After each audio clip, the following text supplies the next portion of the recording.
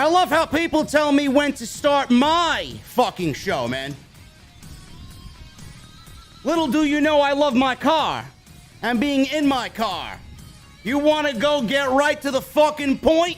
You go watch somebody else, man. That's not how we do it here.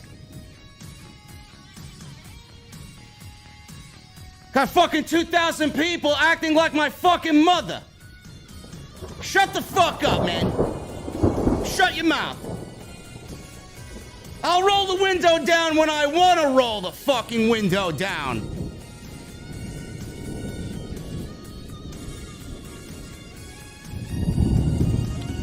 How'd you guys like Sunday Night Raw tonight, man?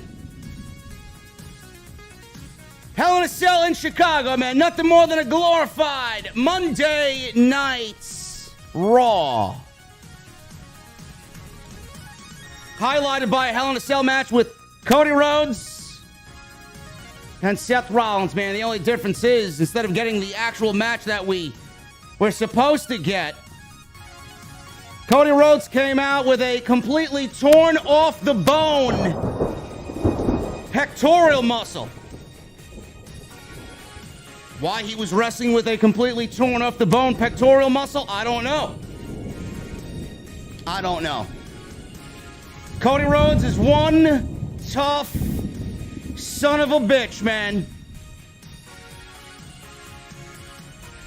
This obviously changes creative plans. This obviously takes Cody Rhodes off of television and away from Monday Night Raw, and it leaves WWE's roster even more in trouble than they were before he got injured. Ladies and gentlemen, we're going to talk about what happened tonight.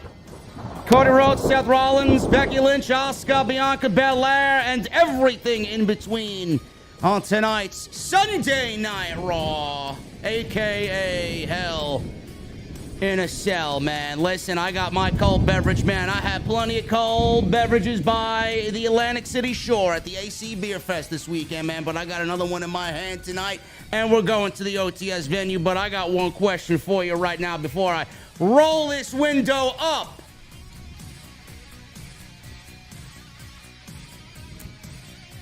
What the fuck are you guys drinking, man? I'll see you guys over there.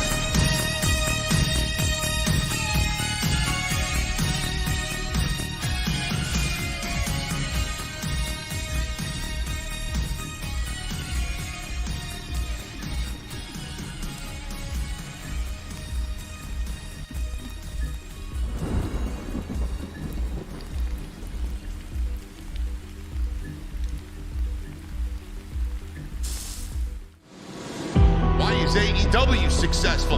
Why is Tony Khan running his promotion better than Vince McMahon and Bruce Pritchard are running Monday night and Friday night? Long-term booking.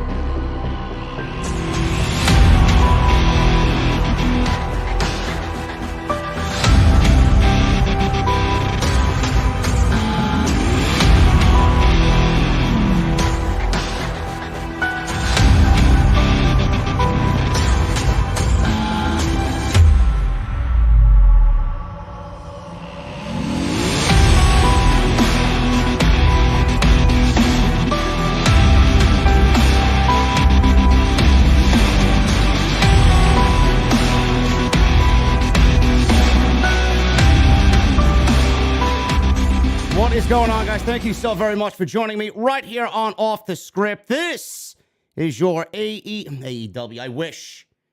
That's how fucking out of it I am at AEW. That's exactly what I wish I was watching tonight. WWE Hell in a Cell 2022 full show review. I am JD from New York. As always, coming to you live from the OTS venue. Thank you guys so very much for joining me on this Sunday night, wherever you may be, man. Jesus Christ.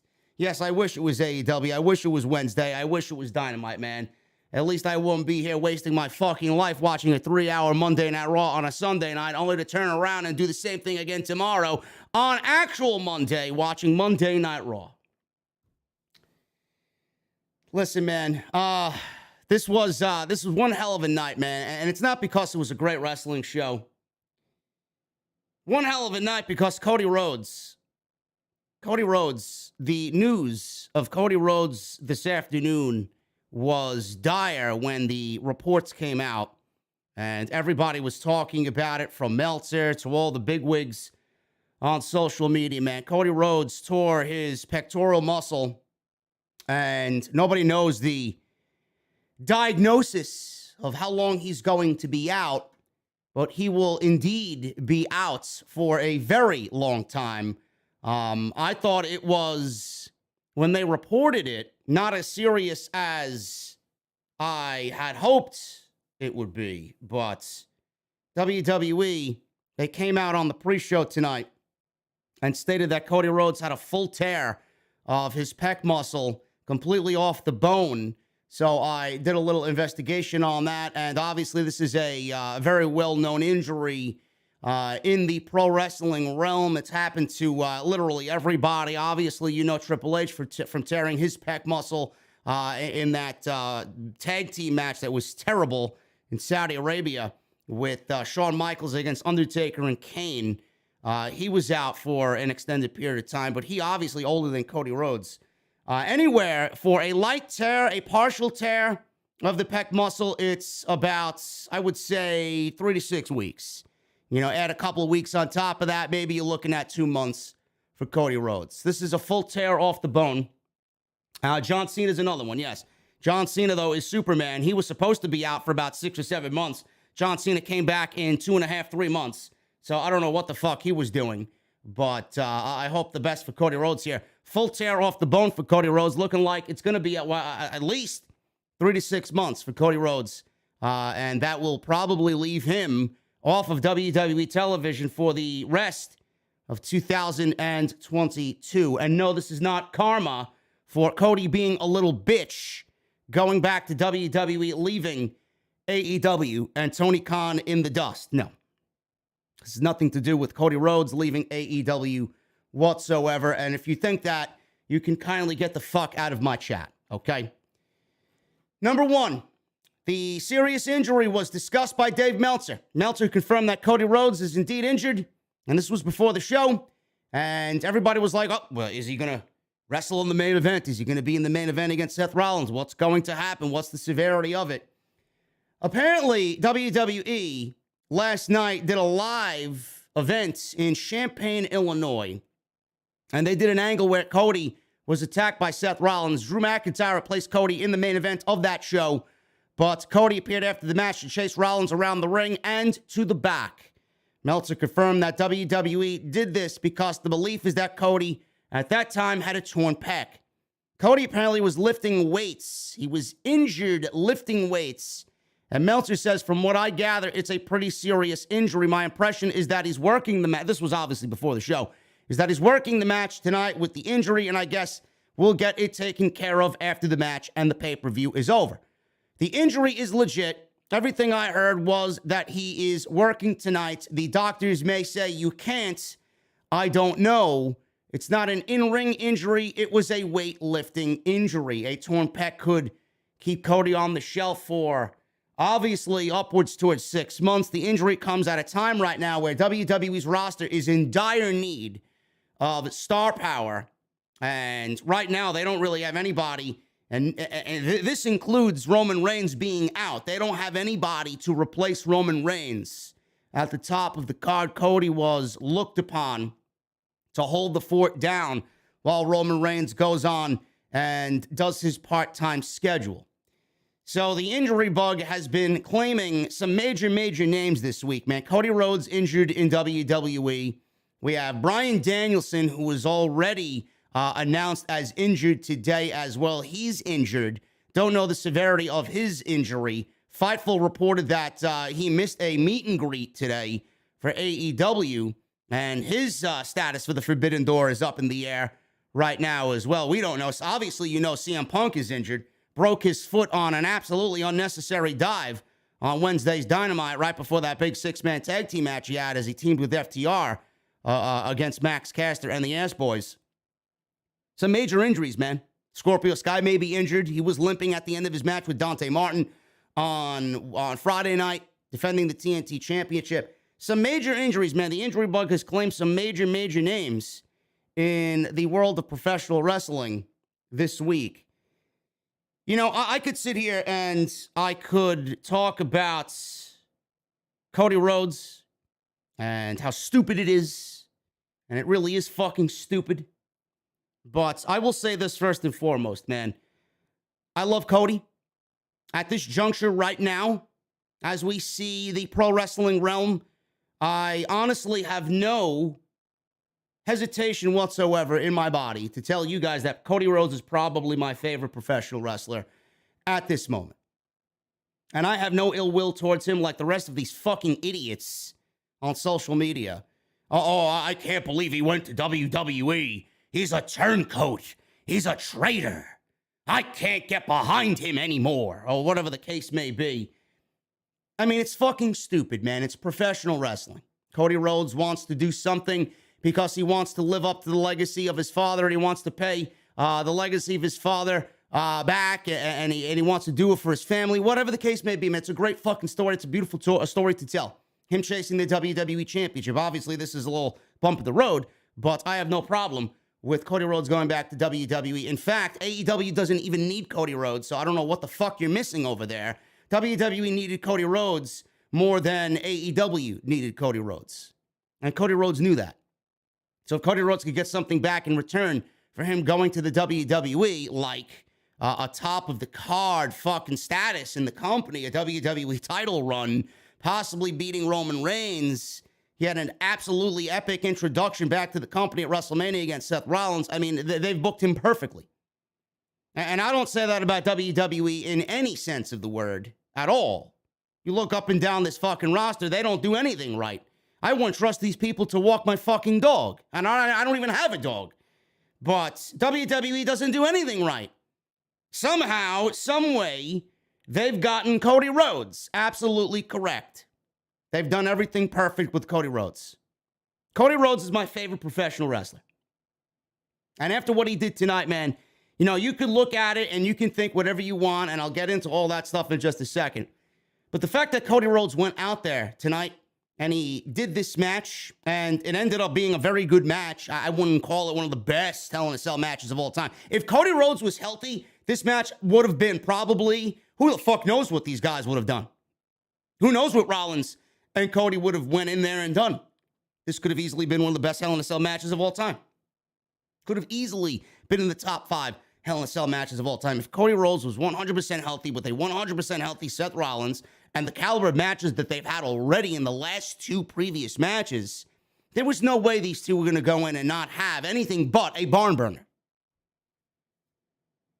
Cody Rhodes and what he did tonight, man, it shows you how important this is to him. It shows you how important all of this return means to him. He didn't have to go out there tonight. He didn't have to go out there. He looked fucking miserable out there, man. He looked miserable. I don't really understand how he went in there and did what he did. He is the toughest son of a bitch that you could possibly ever lay eyes on, man. His entire right side was bruised. It was as red as the fucking cell structure. That's how bruised Cody Rhodes' side was, man. I didn't really know the severity of the issue until he took his jacket off tonight. And I said to myself, I wonder if we're going to see how visible the injury is on Cody Rhodes. And then all of a sudden he takes his jacket off. And there was this ominous hush over the crowd tonight where in the first, I would say, third of the match, in the first, I would say maybe 7 or 8 minutes of the match, the crowd was dead fucking shocked and silent through most of this match, man. They thought it looked morbid. There was just a morbid feel from that crowd tonight emanating inside the Allstate Arena in Chicago, man. It was ridiculous. It was ridiculous. Everybody on social media asking, how could he do this? How could WWE do this? And all this other shit. It goes to show you what this means for Cody Rhodes, what this run means for Cody Rhodes, what we mean to Cody Rhodes. It was an absolutely epic performance to a point where if Cody comes back and is 100% healthy, which I assume he will be, when Cody comes back to the WWE and gets his situation taken care of, if Vince McMahon is not ready and waiting with a WWE championship for this guy, I don't know what the fuck we're doing. Cody Rhodes went out there and gave Vince McMahon a scheduled main event with half of his fucking body not functioning in the proper way. I don't know what else this man needs to do. Cody was already a fucking star upon walking into the WWE. He's literally slotted right under Roman Reigns. What this does is when Cody comes back, this will slot him above Roman Reigns. That's how epic this fucking performance was. Stupid, but epic at the same time. I don't know how grateful Vince McMahon is to the roster that he employs, but my goodness, man, Cody Rhodes made himself into a fucking absolute, no doubt about it, no hesitation on anybody's fucking tongue tonight. Cody Rhodes made himself into the man in WWE if he wasn't already. He made his father proud. I'm sure Dusty's looking down on him. Dusty may have told him that he's stupid. You need to go get this taken care of. But the fact that Cody gutted that shit out, man, I'm sure his father is nothing but proud looking down upon him tonight and the performance that he gave to everybody this evening. The part that I want to really talk about is the fact that WWE should really be fucking embarrassed and really should be ashamed of what they did tonight. Now, WWE could have easily, I'm sure there are, WWE, they tout that they have the best medical staff in all of the land, WWE. Their doctors are world-renowned WWE doctors, right?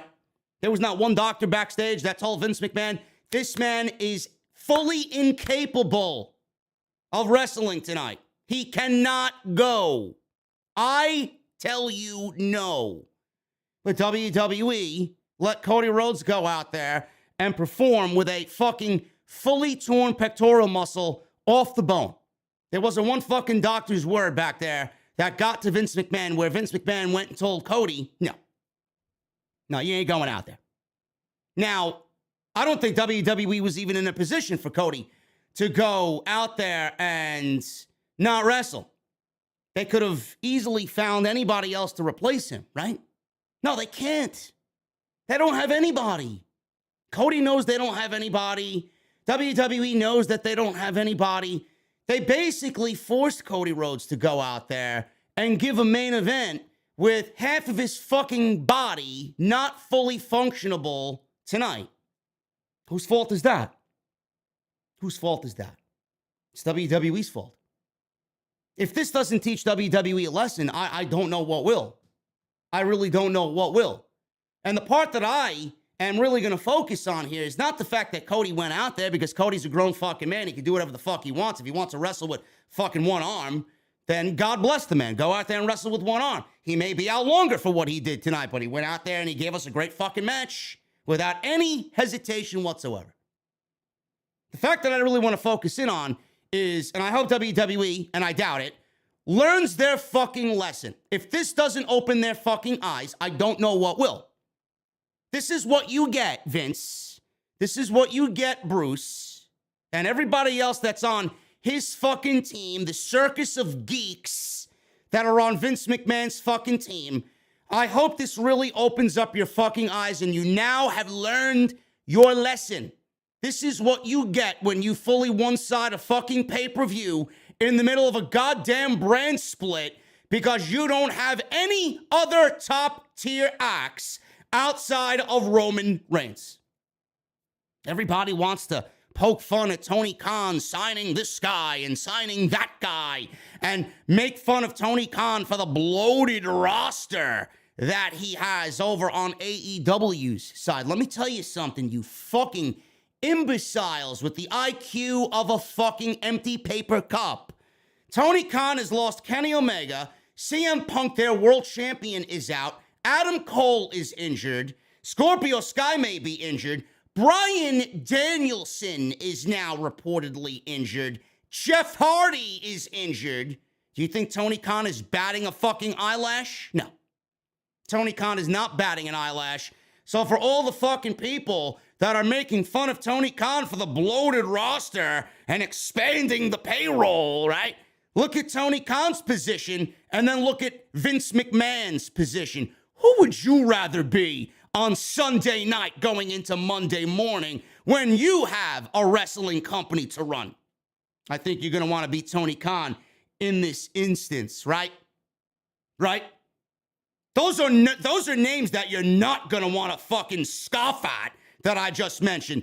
All those names that I just mentioned would cripple a regular company. It didn't cripple and it will not cripple AEW. Why is that? Because Tony Khan has signed people underneath everybody and has had major names at his disposal. So when something like this happens, he can go and do what he needs to do and not have to lose sleep over it. WWE wishes they were in this situation because now they look at Roman Reigns, who is on a part-time Brock Lesnar schedule for whatever fucking reason. He has their world championships hostage at this point. There's a rumor that he may not even be wrestling at Money in the Bank because they pulled him from advertisements because WWE sold out the MGM Grand, right? The more intimate MGM Grand Garden Arena. They don't need Roman Reigns to sell out Allegiant Stadium because they moved into the 12,000-seat MGM Grand. They don't need Roman Reigns to sell the show now. So who the fuck knows if he's going to be on the show? He should be on the show in a world title match against Matt Riddle because that's the way the current TV is taking us. But without Roman Reigns, who else was there? Cody. And now without Cody, what does this mean? Is Roman going to be back on television Friday because Cody Rhodes is out? Can't have Cody and Roman out. Can't have Cody out with injury and Roman Reigns out because he's on a part-time fucking schedule or whatever the fuck he's doing. Not wrestling, where his number one priority right now is holding the company, right, on his back as world champions. Who would you rather be on this Sunday night? I think everybody would say, if you have a fucking half a brain, Tony Khan. Okay? WWE should be fucking ashamed of themselves. Not only for letting Cody Rhodes go out there and further injuring the man, potentially ending his fucking career tonight, but WWE should be ashamed of the way that they've half-assed everything because they are a multi-billion-dollar company and the TV aspect side of things doesn't mean jack shit because people will subscribe to Peacock and people will give WWE their money and all this other bullshit. So it gives them the fucking mentality of we can be half-assed with our TV shows. We can fucking be lazy. We don't give a shit. We got all the money rolling in. We're selling out WrestleMania. We're selling out this. We're selling out Money in the Bank. We're selling out fucking SummerSlam. We sold out a fucking F-level pay-per-view tonight in Hell in a Cell with no major name outside Cody on the show. WWE sitting on cloud nine, right? But at the end, they don't really think ahead. This is what you get. Karma is a bitch, Vince. Karma is a bitch, Bruce. And so are you. You half-assed this fucking show and you built this entire show around one goddamn fucking match. And you didn't even take into consideration, well, what if Seth Rollins gets hurt? We're a touring live brand. What if Cody Rhodes gets hurt? We're a touring live brand. Nobody takes this into consideration. You have virtually nobody under Cody Rhodes. And when Cody Rhodes goes down with injury, you don't have anybody. You don't have anybody. CM Punk went down with injury. Bryan Danielson went down with injury. Kenny Omega went down with injury. Tony Khan has Adam Hangman Page. Tony Khan has MJF. Tony Khan has Andrade. Tony Khan has Malachi Black. Tony Khan has Chris Jericho. Tony Khan's got Jon Moxley. Tony Khan's got, you name it, Keith Lee, Swerve Strickland, you name it. He's got a bunch of plan Bs on his roster. WWE's got nobody. Will they finally learn their lesson? Probably not. WWE's roster right now, with Cody going down, is in dire need of somebody like a Bray Wyatt. Are you all looking back at the fucking shit you did over the last 2 years, firing everybody only to have them go to AEW and claiming, yeah, man, we fucked up. We cut payroll. Our investors are happy. Our pockets are a lot bigger. But now look at your TV show. None of you took into consideration when Cody went down with injury, or if Cody goes down with injury, what are we doing? You constantly book your television shows around one fucking guy, and everybody else gets fucking table scraps for the rest of the 3 hours on Monday and the rest of the 2 hours on Friday. Outside of Reigns, you have not one major name on that roster for us to be invested in. And Drew McIntyre is not that guy. Drew McIntyre is not that guy. Outside of Cody, you have no one on Monday nights to fill his void now, and Seth Rollins is not that guy. Edge is not that guy. It's not going to happen. WWE has done this to themselves, and I don't feel sorry for them at all. What happened to the WWE management team of old, man, when you had everybody on the roster during the Attitude Era, man? Stone Cold had The Rock, and underneath The Rock, you had Shawn Michaels, and underneath Shawn Michaels, you had The Undertaker, and underneath The Undertaker, you had Kane, underneath Kane, you had Mankind, and Triple H, and Kurt Angle. What happened? What happened to the mentality of the WWE, man? That you're okay? You people are okay operating with one fucking star and everybody else being just there? You don't have any desire to create new stars? You don't have any desire to find the next supporting role in hopes of turning that supporting act, that supporting role, into the next Roman Reigns or the next Cody Rhodes? You're okay with operating these two fucking shows with two major names and nobody else underneath them. Now you see the fucking errors of your way. As a fan, I can't sit here and say I feel sorry for WWE. They did this to themselves. What happened? You have nobody. What does WWE do now? What does WWE do now? Are we looking at Roman versus Brock Lesnar again? Because you have no names to bring to the shows to give the value of what we need to the people? Are we ready? Are we really going to do Brock Lesnar and Roman Reigns again because Cody Rhodes is out now? Yes, let me go back to what everybody doesn't want to see and that we've done 1,000 fucking times over already. What WWE needs to do is very simple. What WWE needs to do is very simple. I doubt they do it because they're a bunch of half-witted fucking idiots. WWE needs to call up those who are in a top-level status in NXT, and we need to start creating new stars. We need to start getting new stars on television. I'm talking about bringing Braun Breaker up to the main roster and giving him the ball and running with it.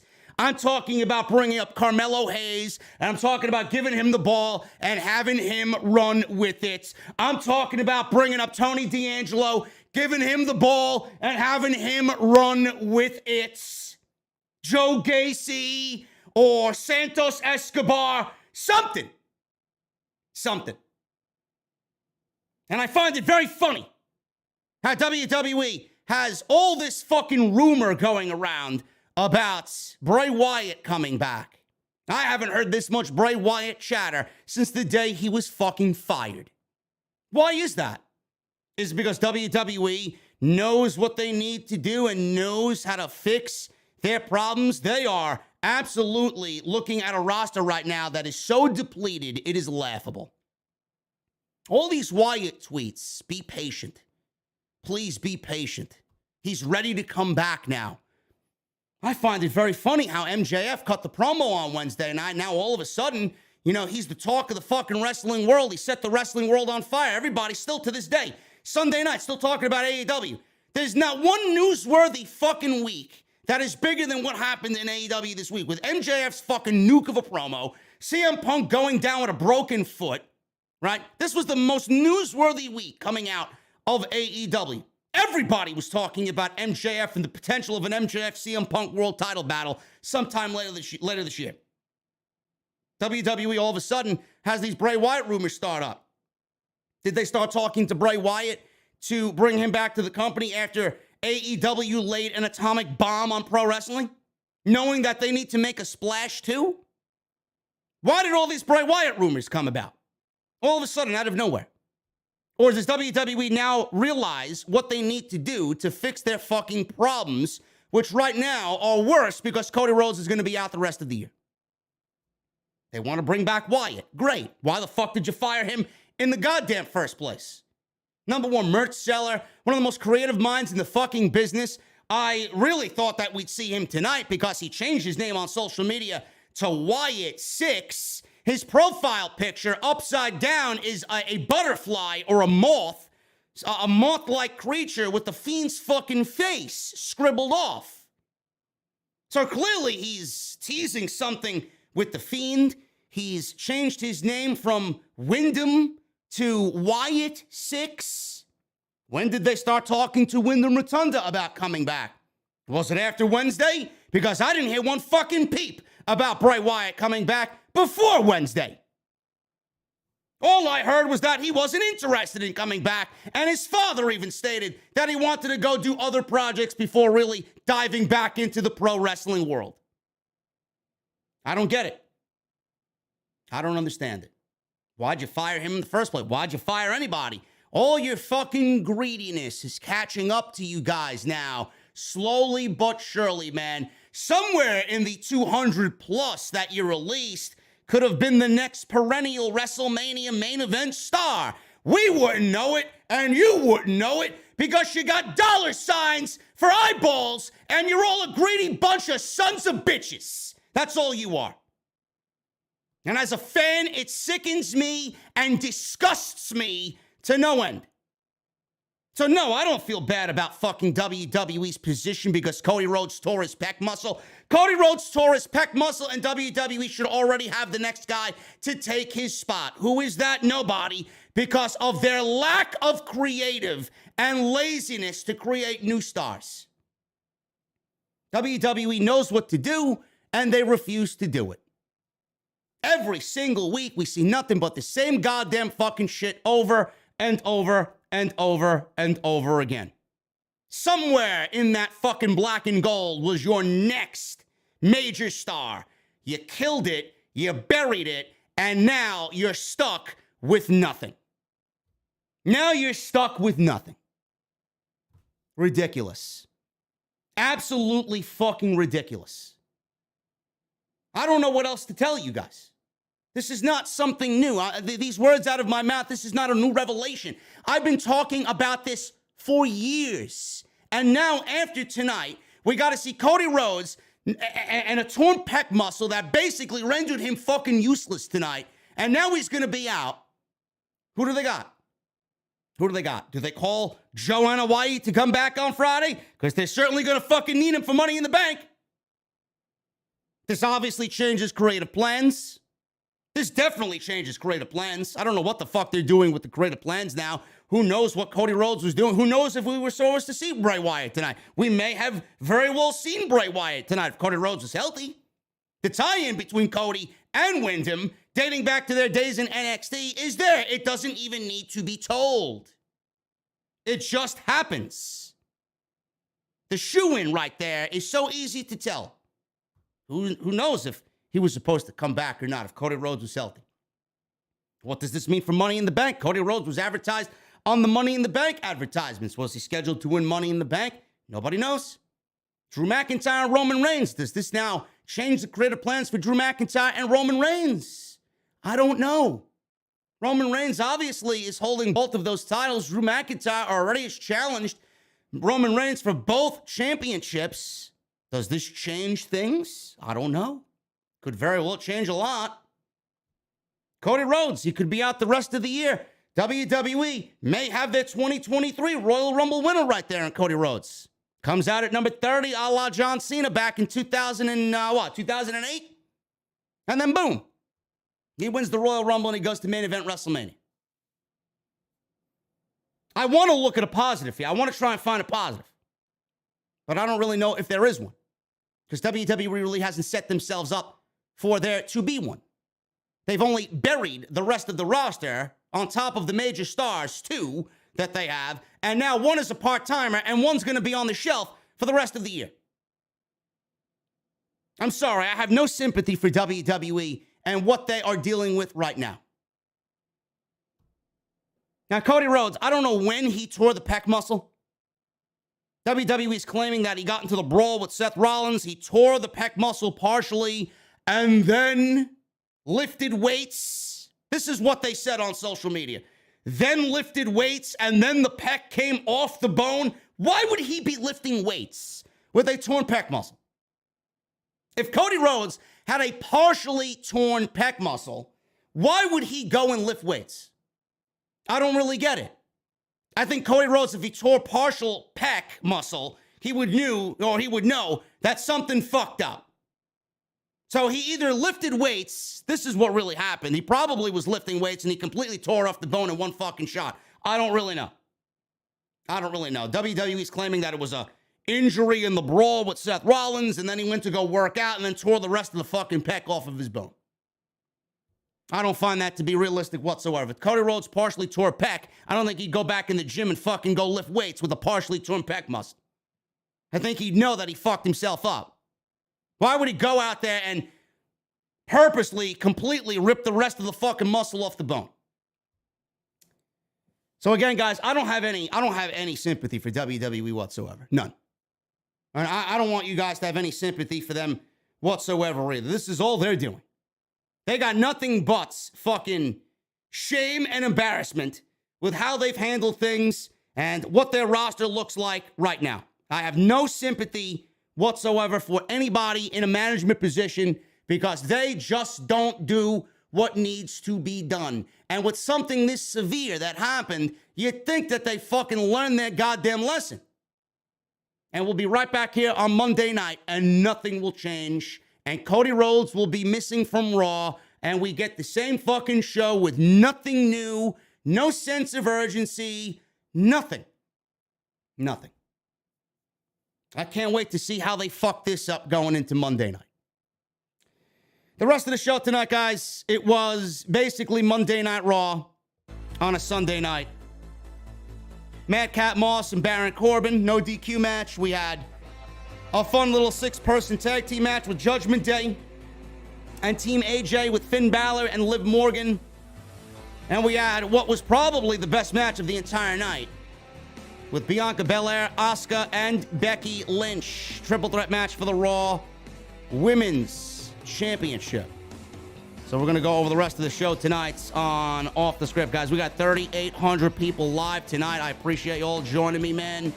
If you guys enjoyed my take on the whole Cody Rhodes situation, let me know what you guys think via Super Chats, man. Super Chats are open. Get them on in. We'll hang out at the end of the show. Make sure you guys hit that thumbs up.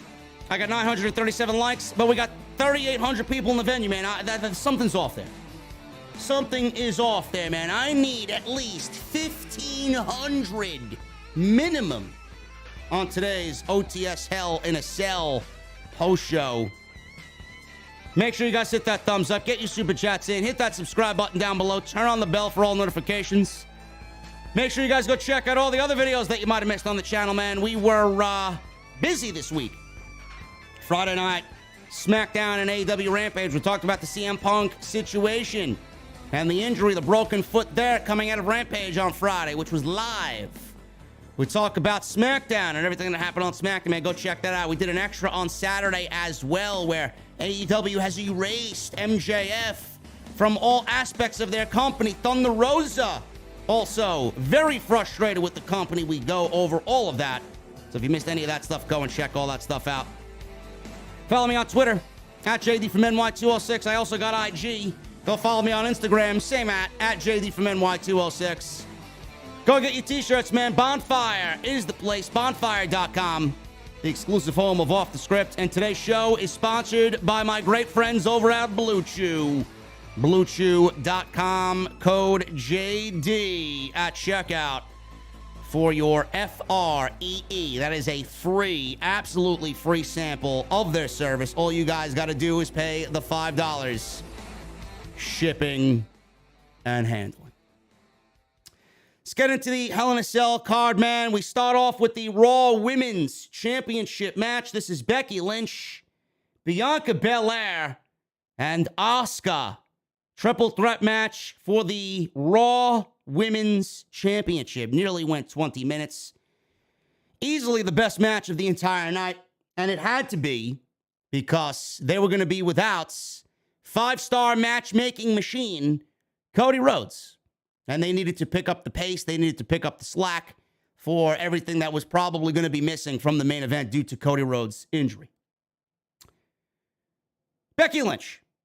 I know you guys have heard me rant and rave about Becky Lynch. I think Becky Lynch is awful. I think this is the worst version of Becky Lynch that we've ever seen. I think the character is completely fucking awful. I think this is some of the worst character work in the history of WWE. Her promo is one of the worst in the business. But I will say this about Becky Lynch, man. So far, we've gotten some great Becky Lynch matches in 2022. And I mean that wholeheartedly. Becky Lynch, honestly, her character work is fucking atrocious. But the in-ring work of Becky Lynch, I will say this, man. This is probably the best Becky Lynch in-ring that we've seen in her entire career.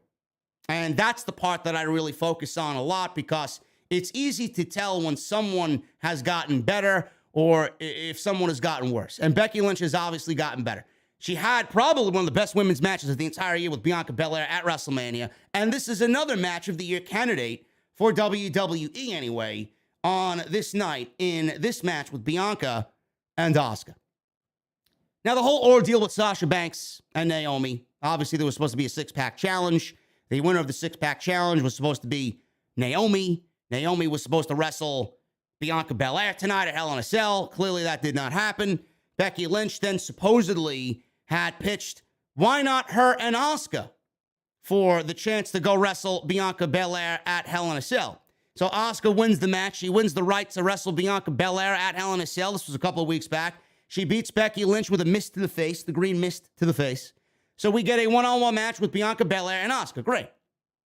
Great. I'd love to see those two women go at it no matter what. Two great women's professional wrestlers, right? Everybody's like, oh, Becky Lynch, look, she loves the division. She wants to help the division. Becky Lynch. No, she don't. No, she don't. The very next week, she came back and she took that win away from Asuka. Becky Lynch pinned Asuka in a stipulation match where if she pins Asuka, she gets added to this triple threat match tonight, making it herself, Asuka, and Bianca Belair for the Raw Women's Championship. So right then and there, I knew exactly what was going on. Becky Lynch did not want Bianca Belair one-on-one at Hell in a Cell. Becky Lynch wanted Bianca Belair one-on-one at Money in the Bank, not Hell in a Cell, at Money in the Bank or at SummerSlam. That's what she wanted.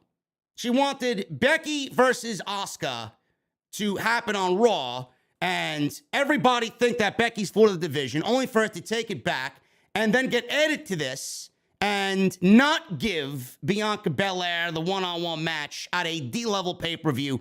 No, I'm Becky Lynch. I need to do it at SummerSlam. Or no, I'm Becky Lynch. I need to do it at Money in the Bank. So what we got here is when Becky Lynch got added to this match with Asuka and Bianca Belair, I knew exactly what the outcome was going to be. Asuka was only added to this match in the end, and she was added to the match to take the pinfall. That was it. There was no other outcome for this match. Bianca Belair is not losing that championship, and Becky Lynch is not being pinned, because then that would automatically disqualify Becky Lynch from getting another title shot against Bianca Belair, and that's where they are leading for the Raw Women's Championship. So Asuka was only there to take the pinfall, which sucks. And I'll get back to that point in a second. This was an awesome match. Crowd was big time into Asuka. Crowd was big time into Bianca Belair. Becky Lynch came out looking just as cringe as she always looks. Whatever the fuck she's wearing, she thinks she's Lady Gaga all of a sudden. And I don't know who listens to that fucking garbage. I really don't. So Lynch, she started the match off and she kind of took over in the beginning. She pulled Asuka out of the ring and climbed to the top rope. Belair cut her off and slammed her down to the mat. Asuka jumped off of Belair's back and caught Lynch with a nice-looking dropkick. Belair went for the KOD early, but Asuka broke free. Belair broke free of an armbar and power-bombed Asuka into the turnbuckle with a buckle bomb. Lynch jumped back in and slammed Asuka off of the top onto Belair. Asuka ended up on the apron and grabbed Becky Lynch. Lynch moved. Belair collided with Asuka at this point. Belair was hanging on to the middle rope, and Lynch hit a second rope leg drop for a near fall. Lynch was in control at this point. She hit the leg drop on Belair. Asuka broke up the pin attempt. Asuka ran wild with a backslide, 2 spinning back fists, which looked great, and a series of kicks and a released German suplex. Crowd went crazy, man. This sequence is exactly what I want to see out of Asuka, man. Asuka is so good when you allow her to do what she did here. And the fans love it. They love Asuka. But I just can't get behind the fact that she's always there to make everybody else look good. She had a terrible title run. She then got injured. It's been out for mostly a year. And now she's back and she's still getting the short end of the stick. Why? Instead of everybody else being on the same level, and no, they're not at the same level because clearly wins and losses matter, and wins and losses do come off and rub off in the way that they're supposed to. If you lose, you're a loser. If you win, WWE is giving you the win because they want you to be where they want you to be. Asuka taking the L here doesn't really bode well for Asuka and what WWE management thinks of when they want a really solid women's division. Asuka needs to start winning matches. She can't start losing every fucking match. She hasn't done much of anything since she's been back. Not one single fucking thing stands out outside of her fucking losses. So this was a beautiful sequence by Asuka.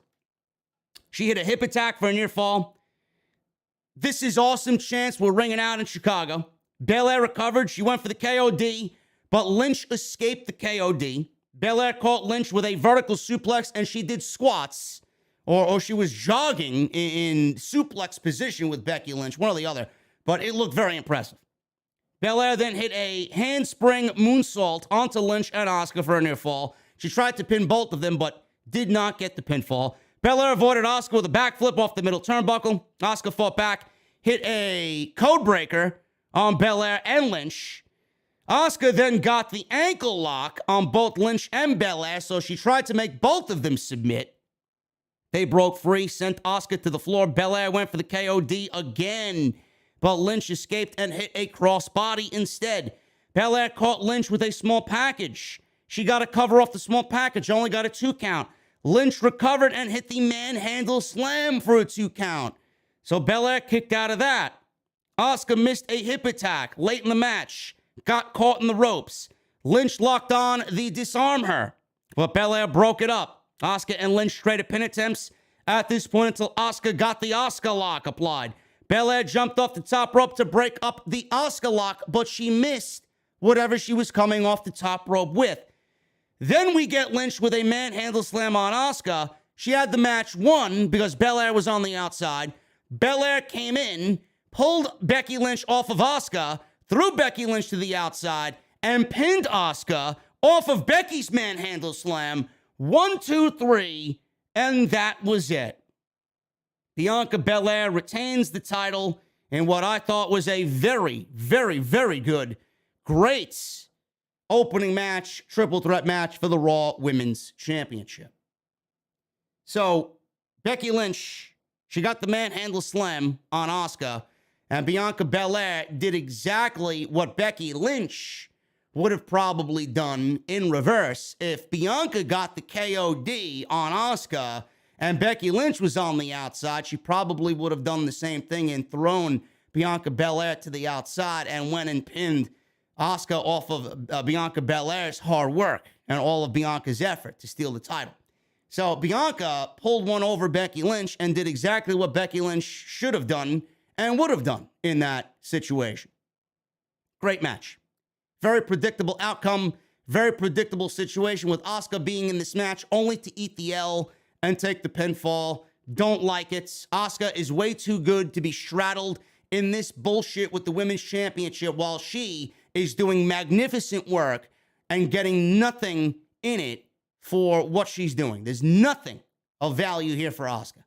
She's only there to make Bianca and Becky Lynch look good. Now, where do we go from here? Where do we go from here? Clearly, Asuka was pinned and Becky Lynch was not.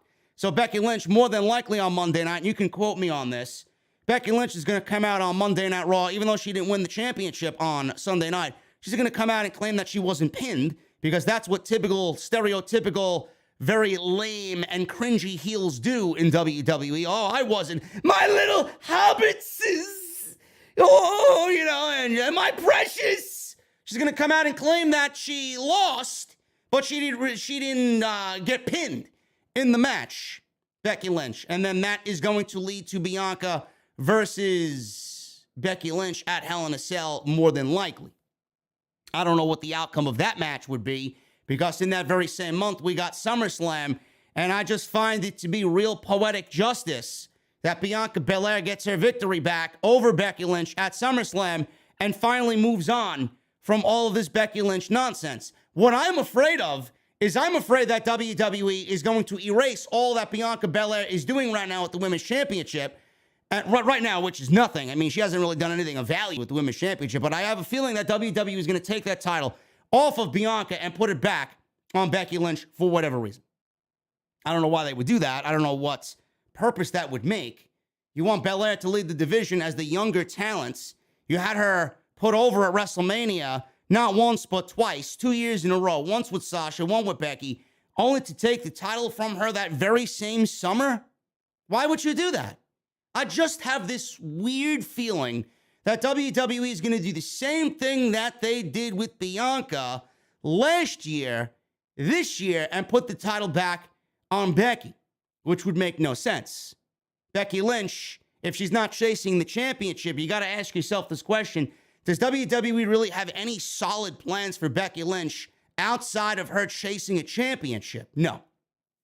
Becky Lynch, right before your very eyes, is turning into Charlotte Flair on Monday Night Raw. If she's not in the championship program or if she's not in a championship match, there basically is nothing for her to do. And this is the terrible fucking sequence of events that we just find ourselves in every single time. You have to start paying attention to really understand what I'm saying. Every single time Becky Lynch is on TV, it's always in a title program. Always. Always. When she's champion, obviously, and when she's not champion, she's chasing the championship. No doubt about it. There really isn't anybody for Becky Lynch to really get involved with outside of a world championship. So I don't really get what we're doing. I don't understand what we're doing. It's more beneficial, and I don't know why I have this feeling that Bianca is going to lose the championship back to Becky Lynch. It doesn't make any sense to me. I hope that's not the case, because Becky Lynch right now holding the championship would only make the division worse. You'd go back and do the same thing you did this year, where there's no competition for Becky Lynch.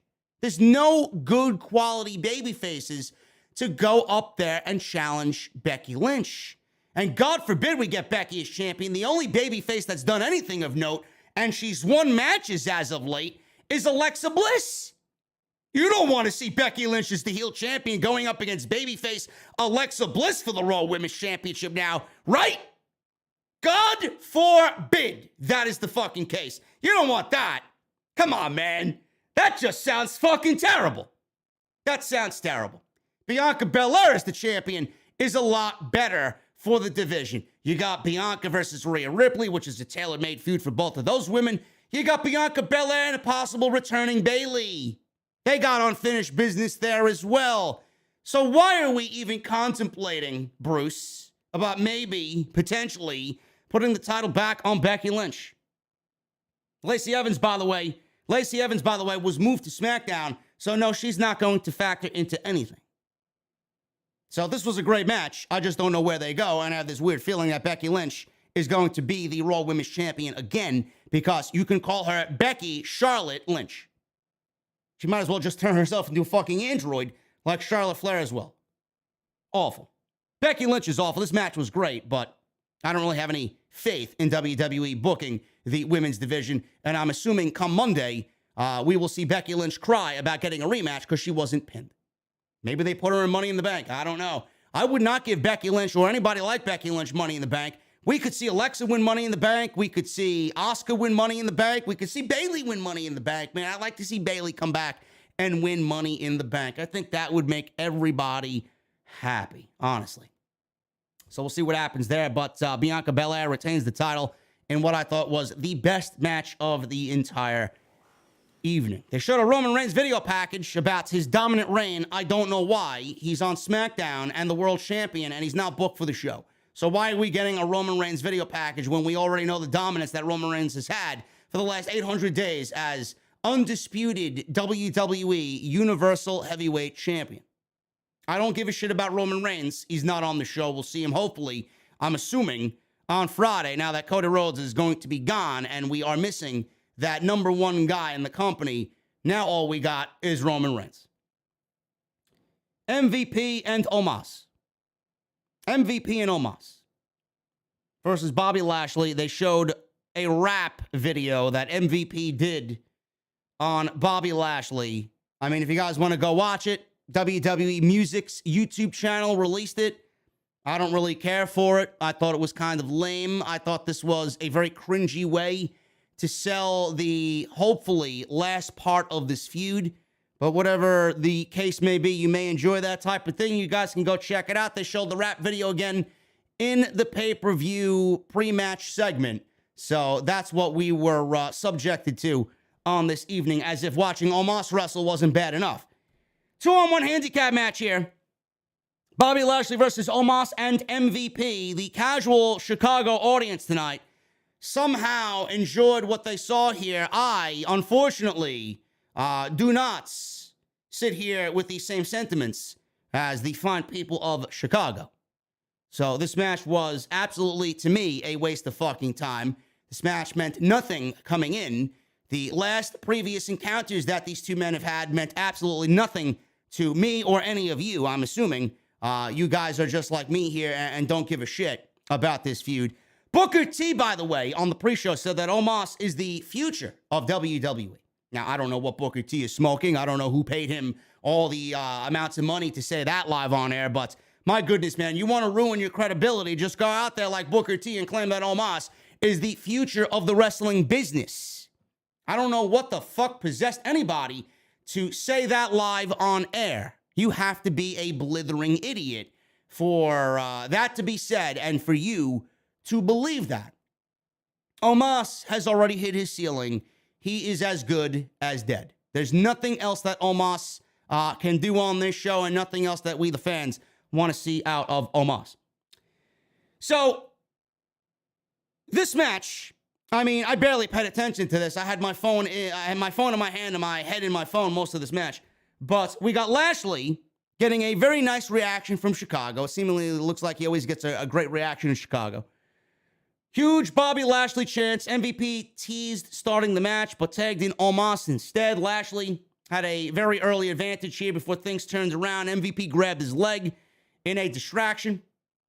Omos rocked Lashley with a big forearm, and the team of Omos and MVP took over.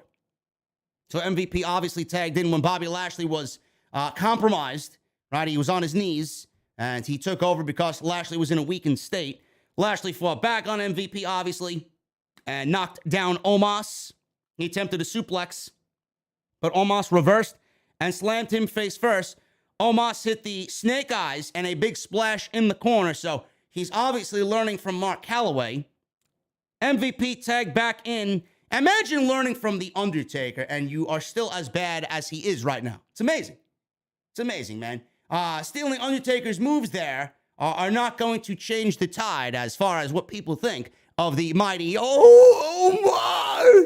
No, nobody cares. Nobody cares. So MVP tagged back in after the snake eyes and the splash in the corner. Lashley was in trouble here. Big kick in the corner by MVP took him down. Omos ran around ringside. He gave us a wee. He gave us the Strowman Express tonight, did Omos. I don't know why you would imitate the Strowman Express, but here we are. Omos ran around the ring and drove Lashley into the barricade, man. Not with the spear, not with a big shoulder tackle. It was one of those ring around the rosy fucking gaining full steam ahead, and he shoved him on the barricade, and the barricade broke, man. It looked very lame. It looked very lame. If I was Omos, I'd throw my entire body weight at Bobby Lashley and make it look impactful. It's almost as if he shoved him as if he was at a fucking rock concert in a mosh pit, and then kaboom, the fucking barricade broke and fell down. Not impactful at all, but it's Omos. I'm not surprised he botched. So, MVP and Omos are looking to win by count out here. Bobby Lashley's got an 8, a 9. He gets back in at a 9.5, and he makes it back in and beats the referee's count. So MVP is back in control here. Lashley knocked Omos off the apron. He then speared MVP. Omos broke up the pin attempt. Omos came back in and went for a chokeslam, but out of nowhere, Cedric, future endeavored Alexander, came down the aisle, and he jumped in the ring. Omos caught him and threw him out. Lashley speared Omos and caught MVP in the hurt lock off this distraction, and MVP tapped out to Bobby Lashley and the hurt lock. Wow, man, I can't, what a match, man. Holy shit, man. I can't wait to go back and watch this match 16 fucking times, man, because I had such a great time watching it live as it happened. I hope to fucking Jesus Christ.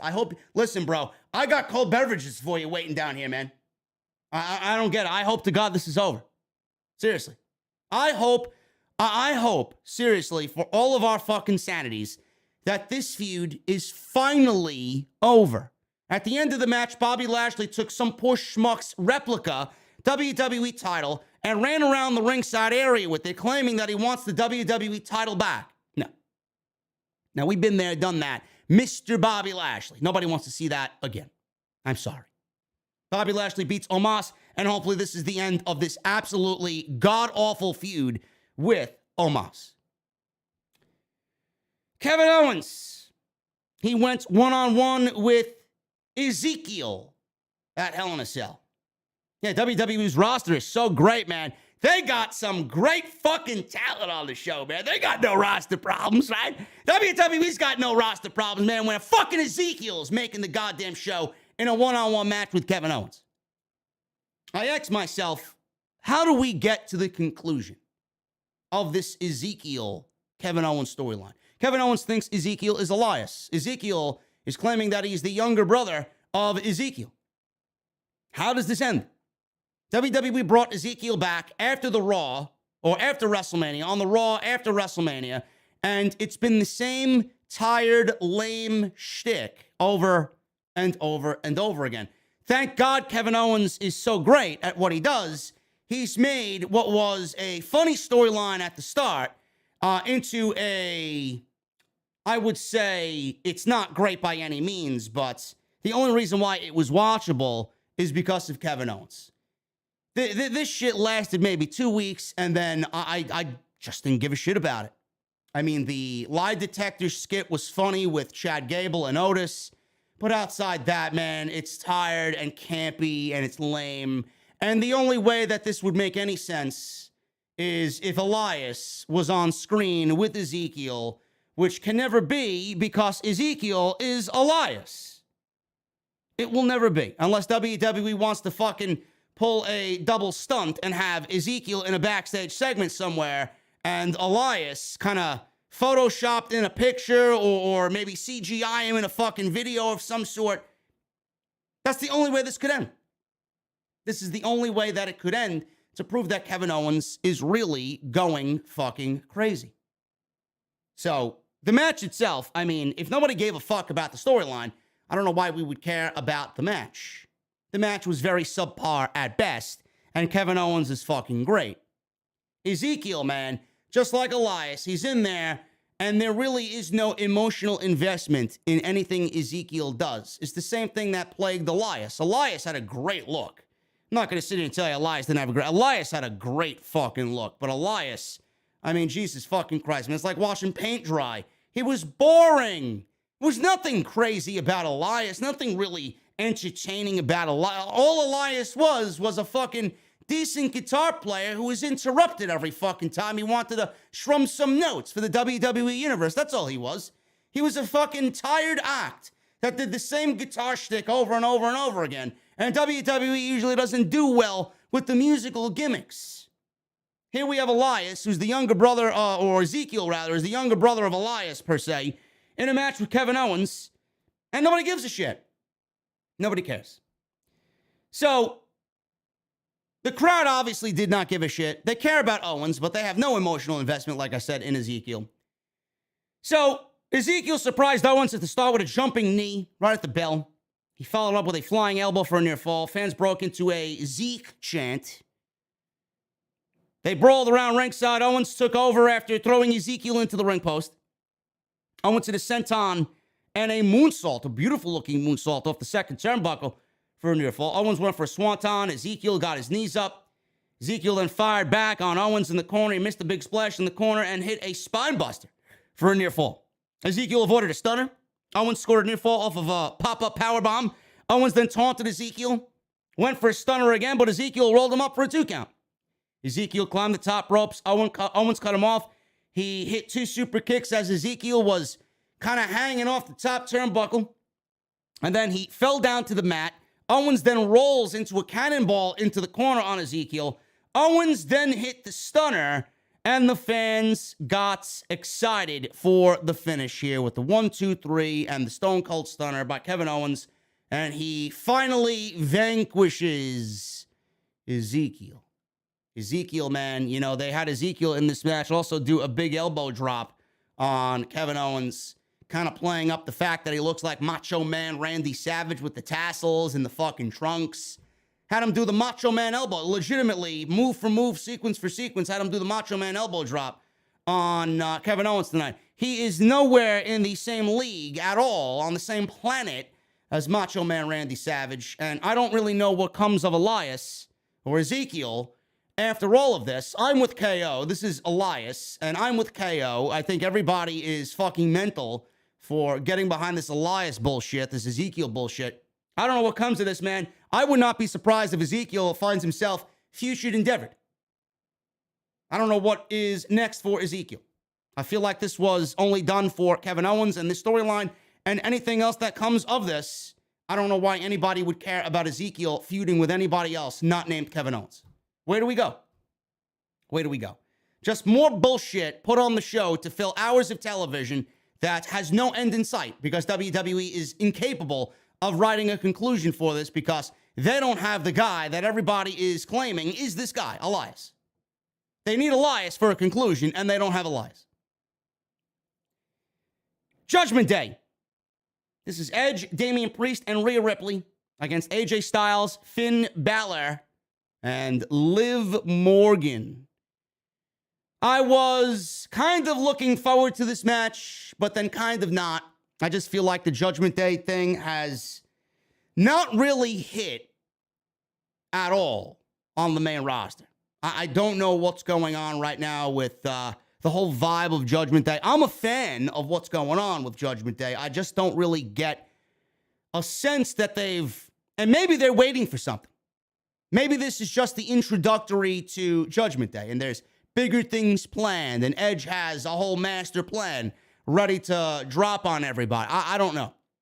Maybe they just need that one major feud for us to really invest our time in what he's doing with Judgment Day. I enjoy Edge's work. I think Edge is a fucking master of his craft. There's nobody better, man. Right now, he may be the man on Monday night. He may be the best thing on Monday night now that Cody Rhodes is out. So you got Edge. He's taken Damian Priest under his wing. Damian Priest has never looked better on Monday Night Raw. I think he's looked better here with Edge than he's looked on his own. And Rhea Ripley, not really getting a sense of change in Rhea Ripley, but I'm hoping to see that as the weeks go on. I'd like to see Rhea Ripley really focus on going after Bianca Belair and the Raw Women's Championship, but that's up to WWE Creative if they could ever fucking move themselves away from the Becky Lynch narrative, which is going to be very difficult for them to do.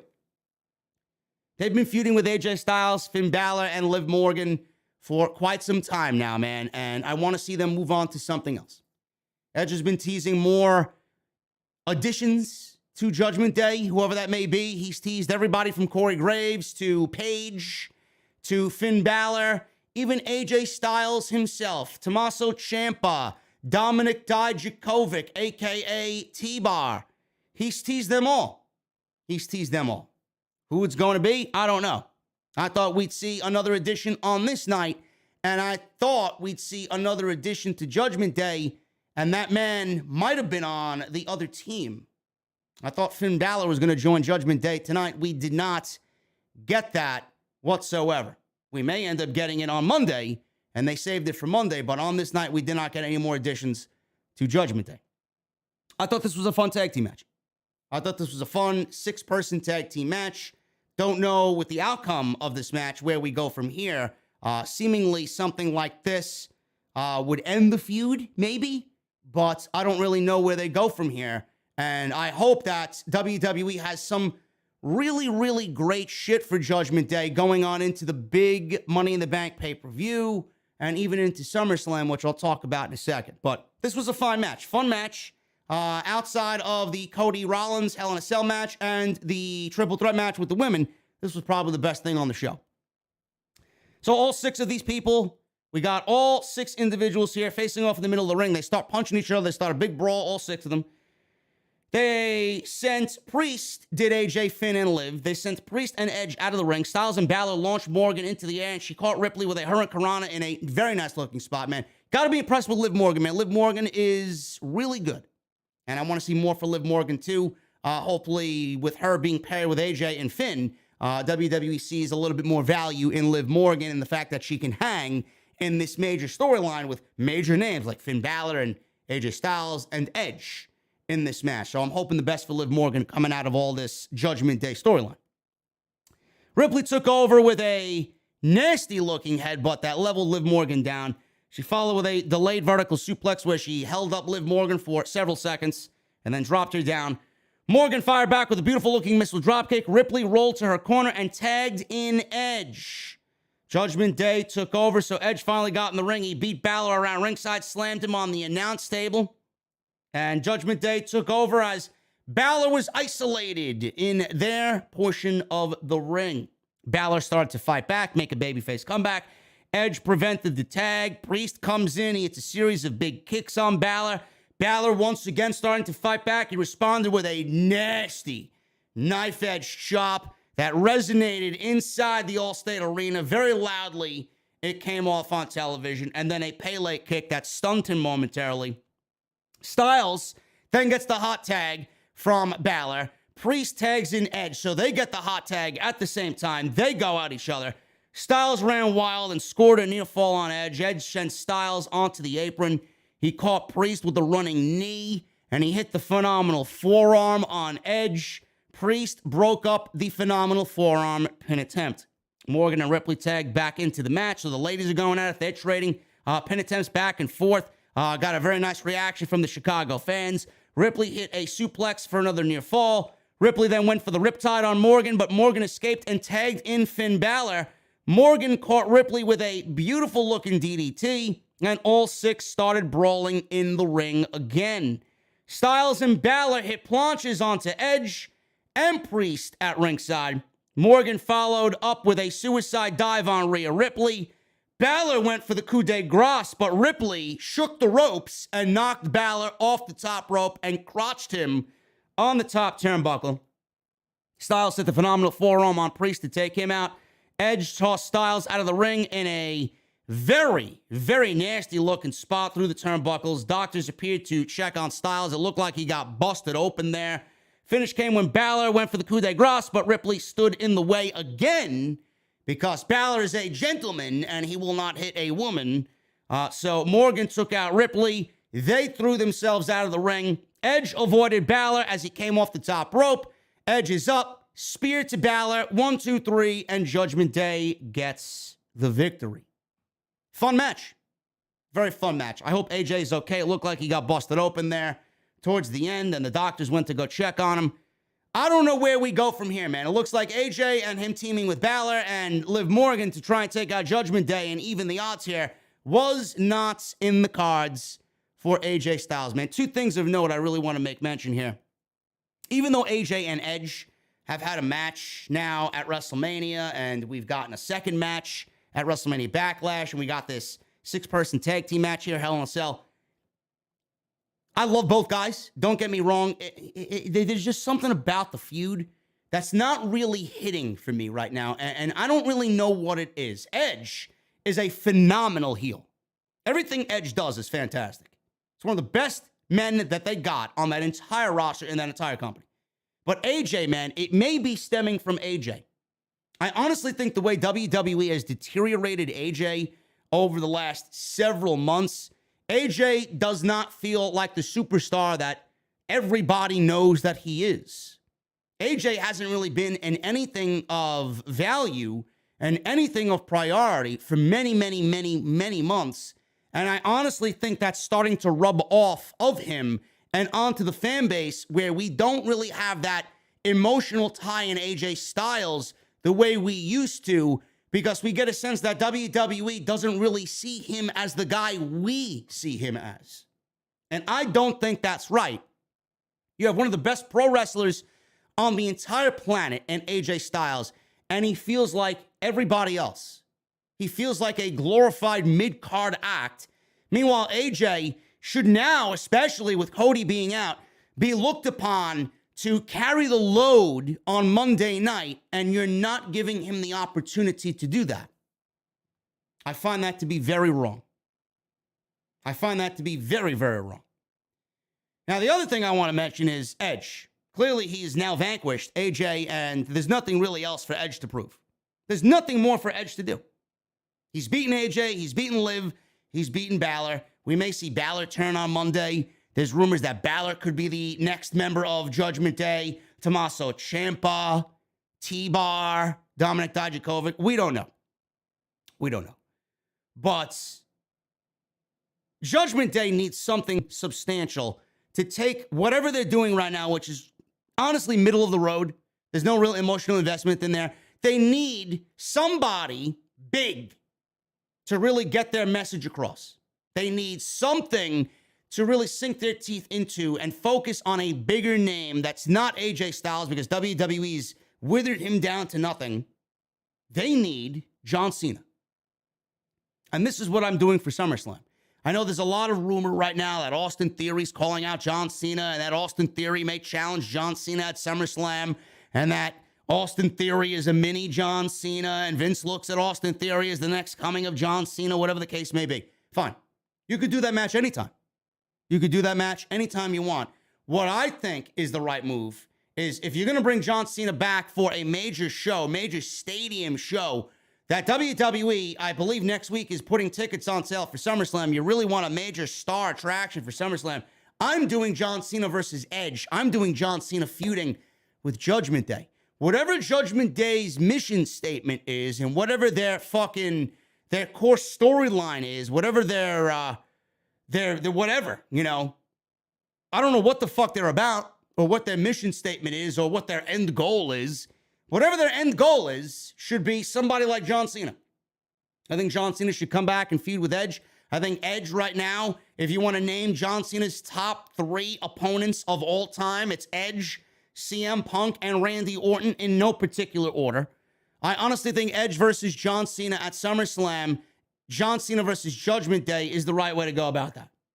With Edge getting his mission statement and his group over on John Cena, elevating them to the next level. And maybe we see a new addition into that group, and we get Judgment Day feeling a little bit more important going into SummerSlam, the second biggest WWE show of the year. So we'll see what happens there, man. That's what I would do. That's what I would do. I would hold off on Austin Theory and John Cena. I would wait to do that at WrestleMania. I think that's a big spot for Austin Theory. I think you do that then. You don't need to do that right now. If you want to bring John Cena back for a WrestleMania, that is a prime opponent for him to put over Austin Theory on the biggest stage. So I think you do Cena Edge at SummerSlam and then Cena Theory at WrestleMania. Let me know what you guys think about that. Moving on into the possible next feud for Judgment Day after they took care of AJ Styles and Finn Balor along with Liv Morgan tonight. Madcap Moss. He went one-on-one with Happy Corbin. This was the lone SmackDown match of the entire evening. Michael Cole was on commentary for this match. No Pat McAfee on this night, because why fly in Pat McAfee? Why would Pat McAfee want to be there if there was no SmackDown representation on this show? So I think Pat McAfee made a great call in not flying into Chicago for SmackDown's lone match, which was Baron Corbin and Madcap, or Happy Corbin and Madcap Moss. The no-holds-barred stipulation behind this match was fine. I mean, I don't really care about Happy Corbin. I don't care about this feud. The only thing that I really care about here is Madcap. And that's the only thing I care about, man. I think Madcap is somebody that I could find myself getting invested in. They brought him back on Friday night. They had a little angle. It was a match. It ended in DQ. But nobody really cares. It was more of an angle and a setup for tonight than a match on Friday night. But they had Madcap come out of the back of an ambulance. He wore black trunks, and he had no suspenders, and he had this very serious tone to him. There are a couple of guys in the annals of WWE history that wore nothing but black boots and black trunks, and they went on to have semi-decent careers. You guys know who I'm talking about. By the way, fuck Bill Goldberg. He's one of them for sure. The other one is Stone Cold Steve Austin, obviously. But Madcap looks great. He looks like a creative fucking wrestler out of WWE 2K22, but he looks great, man. He's got the body type that they're looking for. He is not a bad-looking guy. He's not bad in the ring.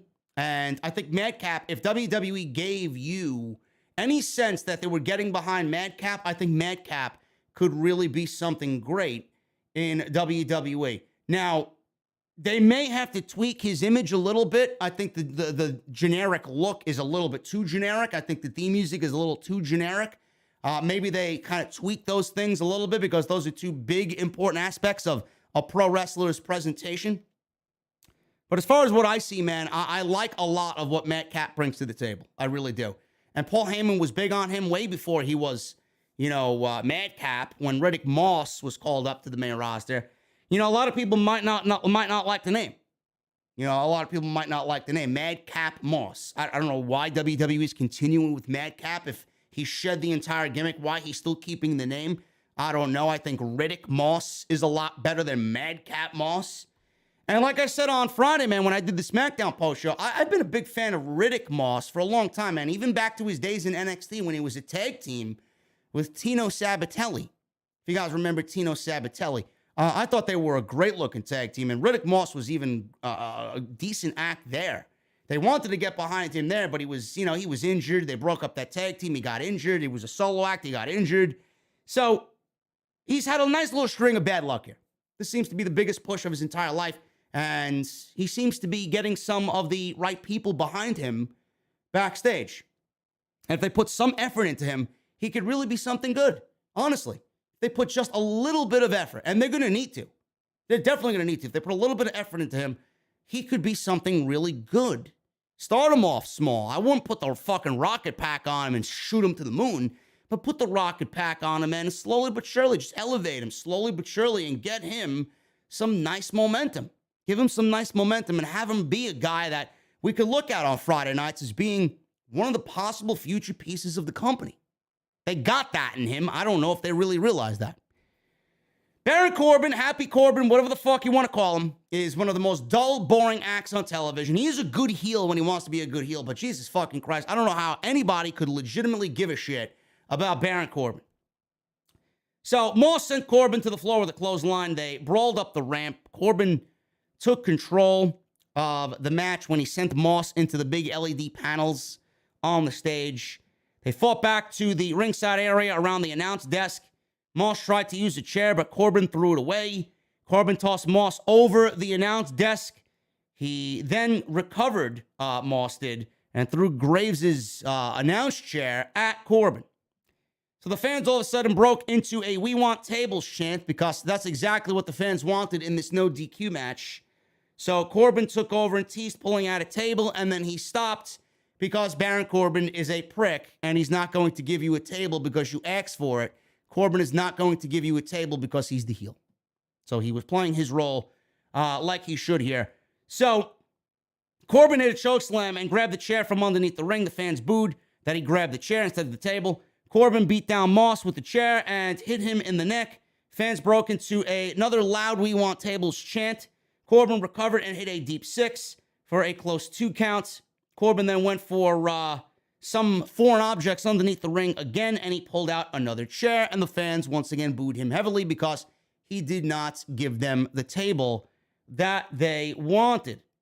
So Moss sent Corbin into the chair to take over. He beat Corbin down with the chair, eventually at the end of the match, hitting a big DDT on said chair for a 2 count. Corbin regained control with the chop block at ringside. They sold his NFL background. He beat Moss around ringside as the fans continued to chant for the fucking table. That's all they wanted in this match because that's how little the fans cared about this fucking match. Corbin wrapped the chair around Moss's neck and drove him into the announce desk. Corbin then set up half of the steel steps, threw the steel steps into the ring. He set up half of the steel steps against the turnbuckle inside the ring. Moss reversed whatever move Corbin was going to do and gave Corbin a fallaway slam into the steel steps. He followed up with his punchline finishing move, wrapped a steel chair around Corbin's neck.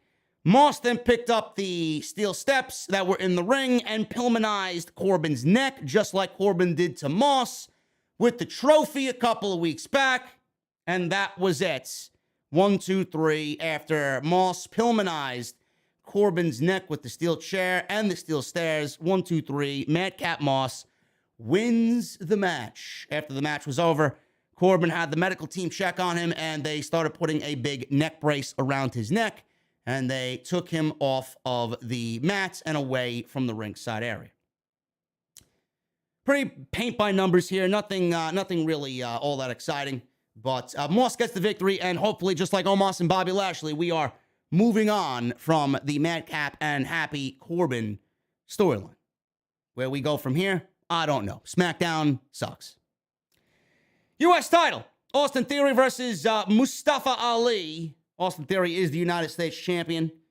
And Mustafa Ali is the Chicago native. This is his hometown return to Chicago. Did you think Mustafa Ali was going to win the match tonight and win the United States Championship and pin Austin Theory in his hometown of Chicago? Oh, man, you guys are fucking comedians, man. You guys really have high hopes in WWE to do the right thing, right? No. Give me a break. If WWE knows that you are the hometown guy, more than likely they are booking you to lose. But even on this night, it doesn't matter what city they were fucking in. Mustafa Ali was going to lose anyway. Now, I get, and some people tend to think that I don't know, but I know better than most. I know Austin Theory is not going to lose the United States Championship. I know Austin Theory is not going to lose that United States Championship for a very long time. And Ali is certainly not going to be the one to take the title from Austin Theory. But the thing is, you know, I remember Fightful and a bunch of other dirt sheets claiming that WWE brought Mustafa Ali back with a plan. What plan, man? What plan was it for Ali, man? The only plan for Ali being brought back to television was to bury and embarrass Mustafa Ali, man. Give me a break. Come on. They brought back Ali because they needed yet another warm body to get over one of their chosen ones in Austin Theory, man. Give me a break with this shit. Mustafa Ali never had any plans. Mustafa Ali is never going to win a fucking title. I doubt he ever wins a fucking match again that really means anything. This was his first pay-per-view match in 2 years, I believe. It may have been longer than that. I don't know the statistics. Somebody find out about me, man. I don't really get why anybody thinks that Ali has a plan here in WWE. This guy has been fucking embarrassed in every situation they have put him in since he's come back. I don't know why you would think Ali has a plan. The only plan was for him to be buried. And that's exactly what they've done here. To a T is bury Ali. So the match itself wasn't bad. I mean, I find myself not really caring because I knew the outcome before the match was even made. So Theory had an early advantage with a side headlock. Ali hit a sliding dropkick and a flying crossbody to the floor. Ali, he's the hometown guy. He didn't really get a big hometown ovation here in Chicago. So, I don't know if Vince and WWE management, I don't know if they're paying attention to these lukewarm reactions that Ali's getting. But whenever the budget cuts happen, whenever the next round of budget cuts happen, I would not be surprised to see Mustafa Ali on that budget cut list. I really do. I really do think he's going to be on there. Anyway, Ali is hitting this dropkick, big flying crossbody. Theory tossed Ali into the ring steps to take over the match, so he was in control. Ali then climbed to the top rope, but Theory shoved him to the ringside area, down below. And Theory slowed the pace down with a chin lock. And fans were giving us a lukewarm Ali chant. Ali fought back, caught Theory with a spinning heel kick. He took over with a rolling neck breaker. Theory pushed him off the top rope. When he went up top, Ali landed on his feet. He grabbed his knee and tried to hit a super kick on Theory. Theory recovered and hit a version of his of a Spanish fly, that little springboard seated Spanish fly that he does, and he floated over some ground and pound on Austin Theory. So he did that, which was very nicely done. Ali then started to fight back and climb to the top, but Theory cut him off. Theory went for the A-Town down, but Ali reversed it into an STF. Theory fought back, made it to the ropes. Ali hit a beautiful tilt-a-whirl DDT as he was stuck in the ropes, was Theory. He climbed back up top again. He went for a 450 splash. Chop block. Actually, he missed the 450 splash. Austin Theory with the chop block. And then he followed up with the A-Town down, which is, I don't know how to describe it. It looks like it's more of a, I would say, not STF, a go to sleep. But it's his version of a go to sleep. And that's what he calls the A-Town down. That is his finishing move. 1, 2, 3, and Austin Theory pins Ali and retains the United States Championship. No surprise here. No surprise whatsoever. Ali, was given this opportunity, and Austin Theory on this night beats him clean in Chicago, his hometown. I honestly think that this is now finished for Ali, and what is there for him to do now that he is no longer going to be embarrassed, or at least should not be embarrassed any longer, by Austin Theory? You mean to tell me that WWE has something planned for Ali after they buried him and embarrassed him against Austin Theory? No. I'm surprised he even makes the show tomorrow night. Austin Theory wins, and that surprises nobody as he retains the United States Championship. Hell in a Cell. WWE had one Hell in a Cell match all night, which I'm pleasantly surprised by. Normally, if WWE's booking Hell in a Cell, they got one for the women, they got one for the men, they got 3 Hell in a Cell matches. We've seen in the past upwards towards 3 Hell in a Cell matches on the same night. Talk about fucking overkill.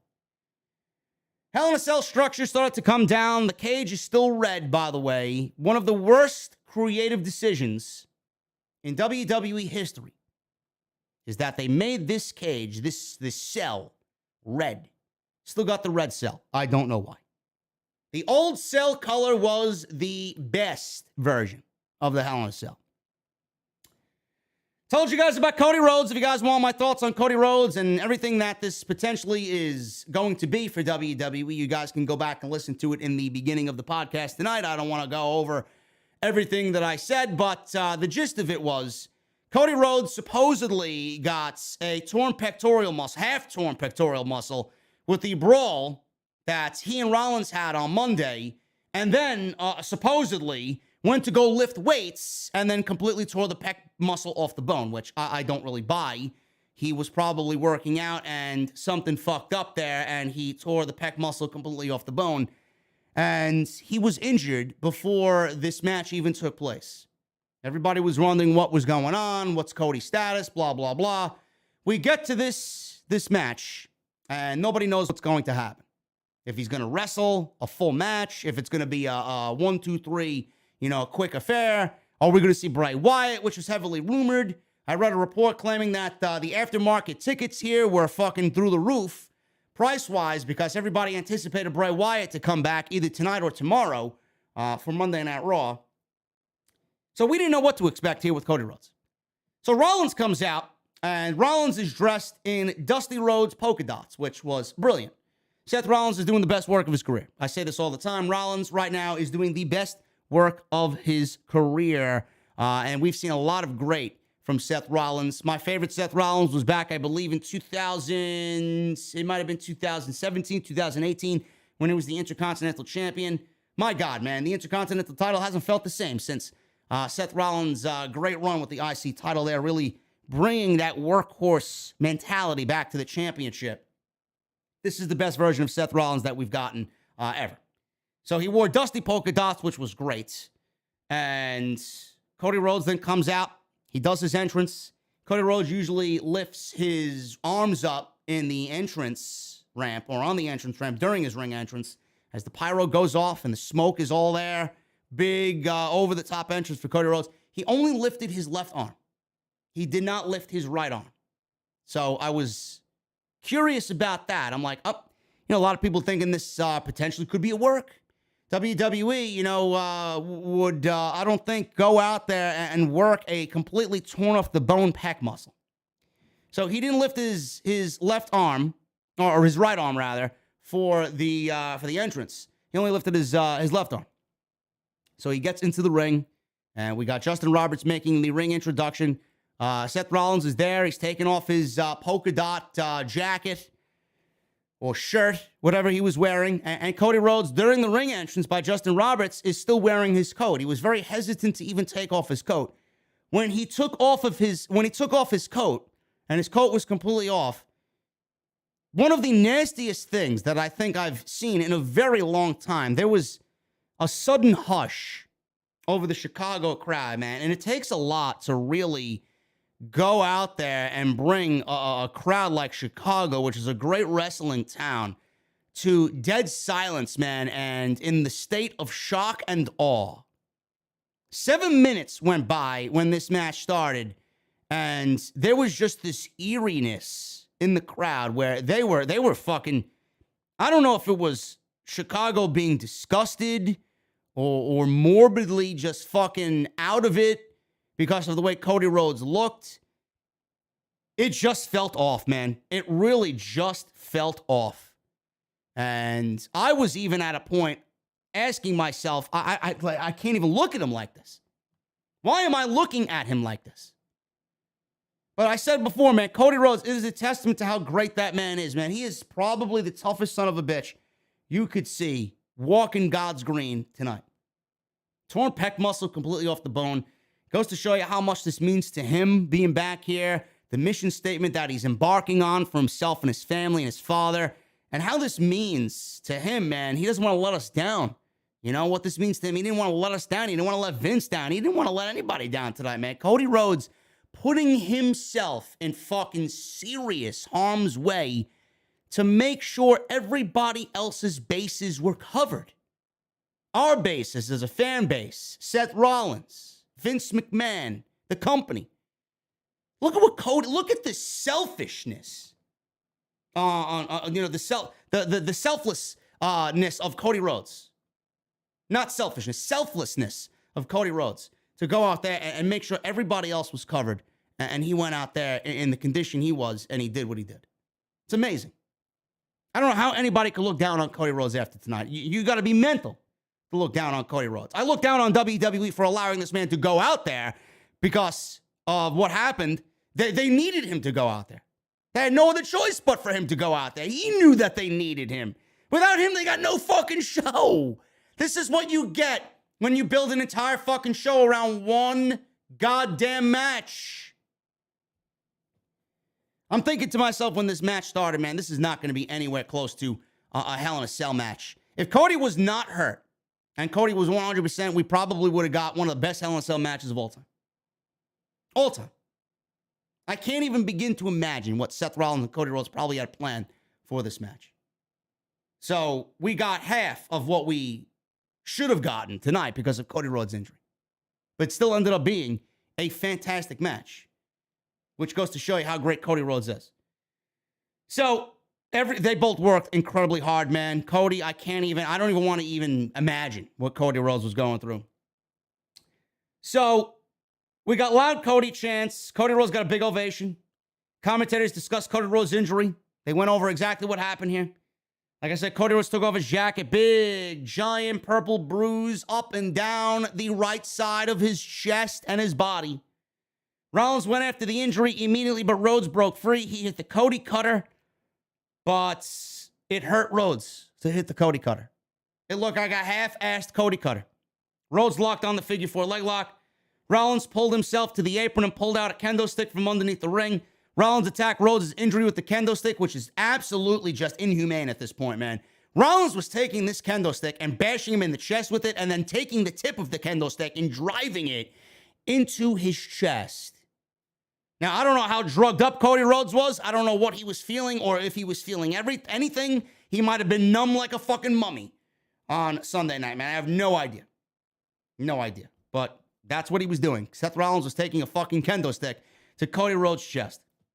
Rhodes ended up on the apron. Rollins pushed him off into the cage. Rollins rubbed Cody Rhodes' face into the cell. Rhodes started to fight back. And there was light Cody chants. Inside all of the fucking just morbid just feeling in that arena, there were some Cody chants thrown in there. Rollins was in control and hit Rhodes with the steel steps.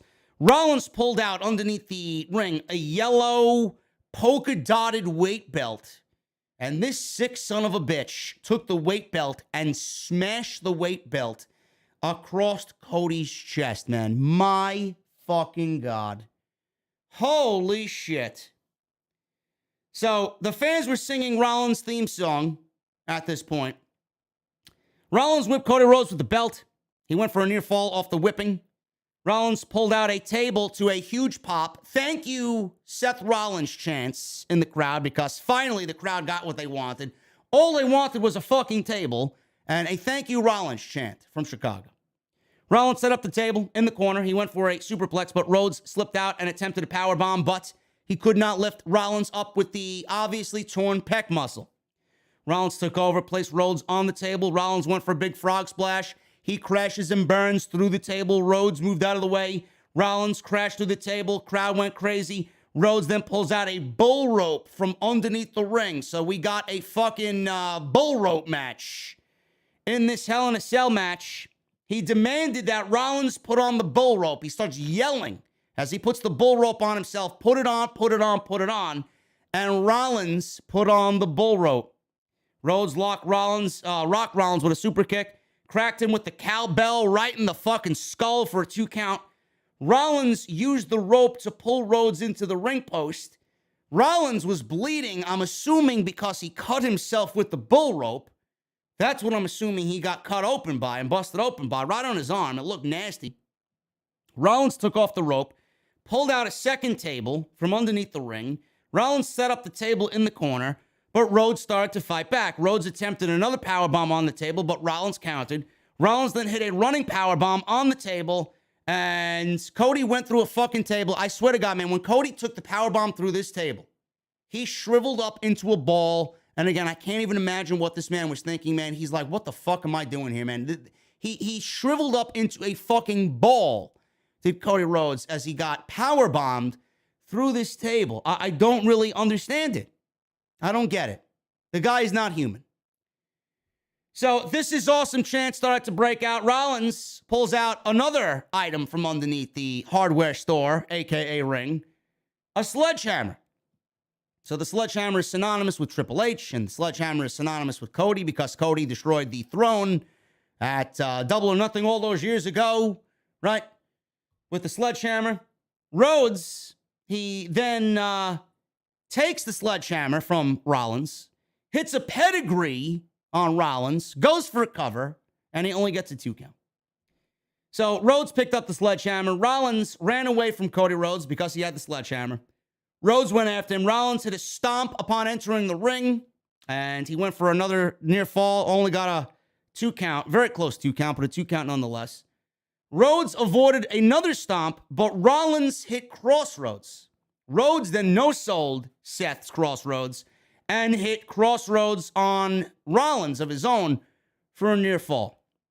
Rhodes and Rollins then after this Crossroads ran for the sledgehammer. Rhodes got to it first. He couldn't use it because of the torn pec muscle.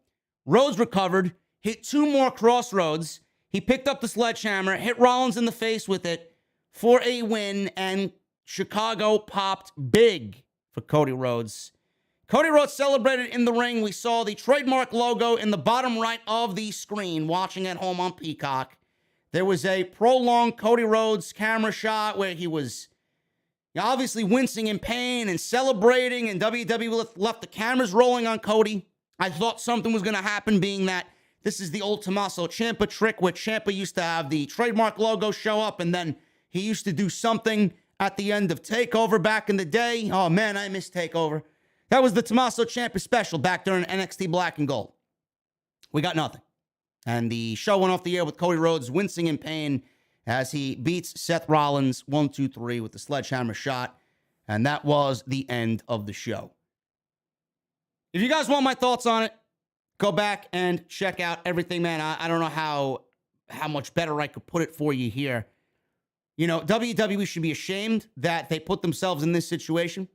If they don't learn their lesson from this, I don't think that they ever will. Sending Cody Rhodes out there was completely irresponsible. If Cody Rhodes was even worse off after this match, or, you know, with the injury or anything regarding the injury, WWE was going to put themselves in a very liable situation. It also doesn't look good on the company because it really kind of exacerbates everything that CM Punk said about the company way back in the day about how they treat their performers. Doesn't really look good on the company for sending Cody Rhodes out there, and it kind of makes everything that CM Punk claimed that the company is ring true. WWE was really irresponsible, and they sent Cody out there, even though Cody is his own man, and probably, I'm not saying that Cody, you know, going out there was the right move. It wasn't, but, I mean, Cody Rhodes is going to do what Cody Rhodes wants. If Cody Rhodes wants to wrestle, Cody Rhodes is going to wrestle with a fucking torn pec. He's a grown man. And to be quite honest with you, I don't think Cody Rhodes would have had it any other way.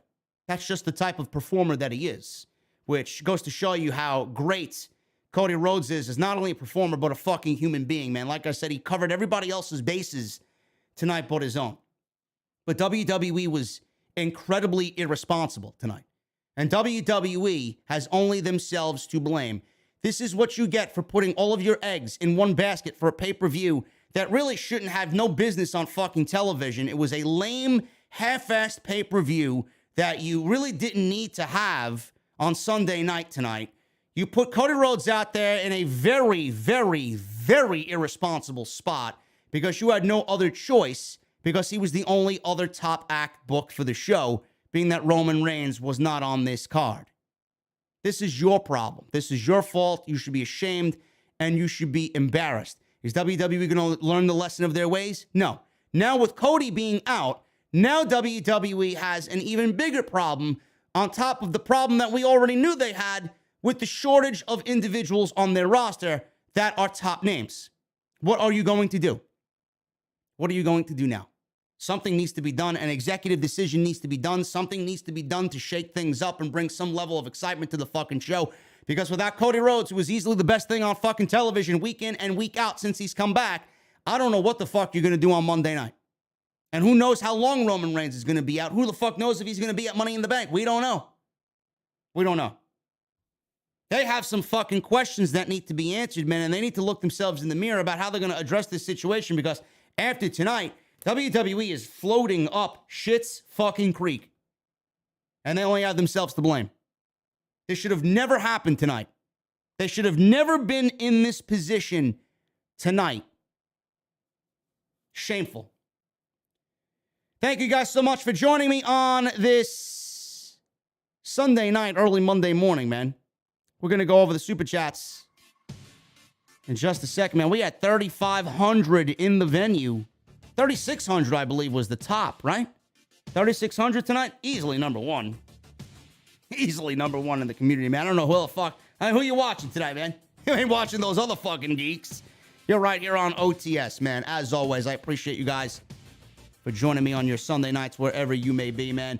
Continue to hit that thumbs up, guys. We are 107 likes away from 1,500. Can we get to 1,500 tonight?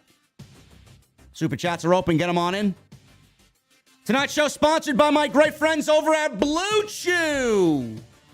BlueChew.com.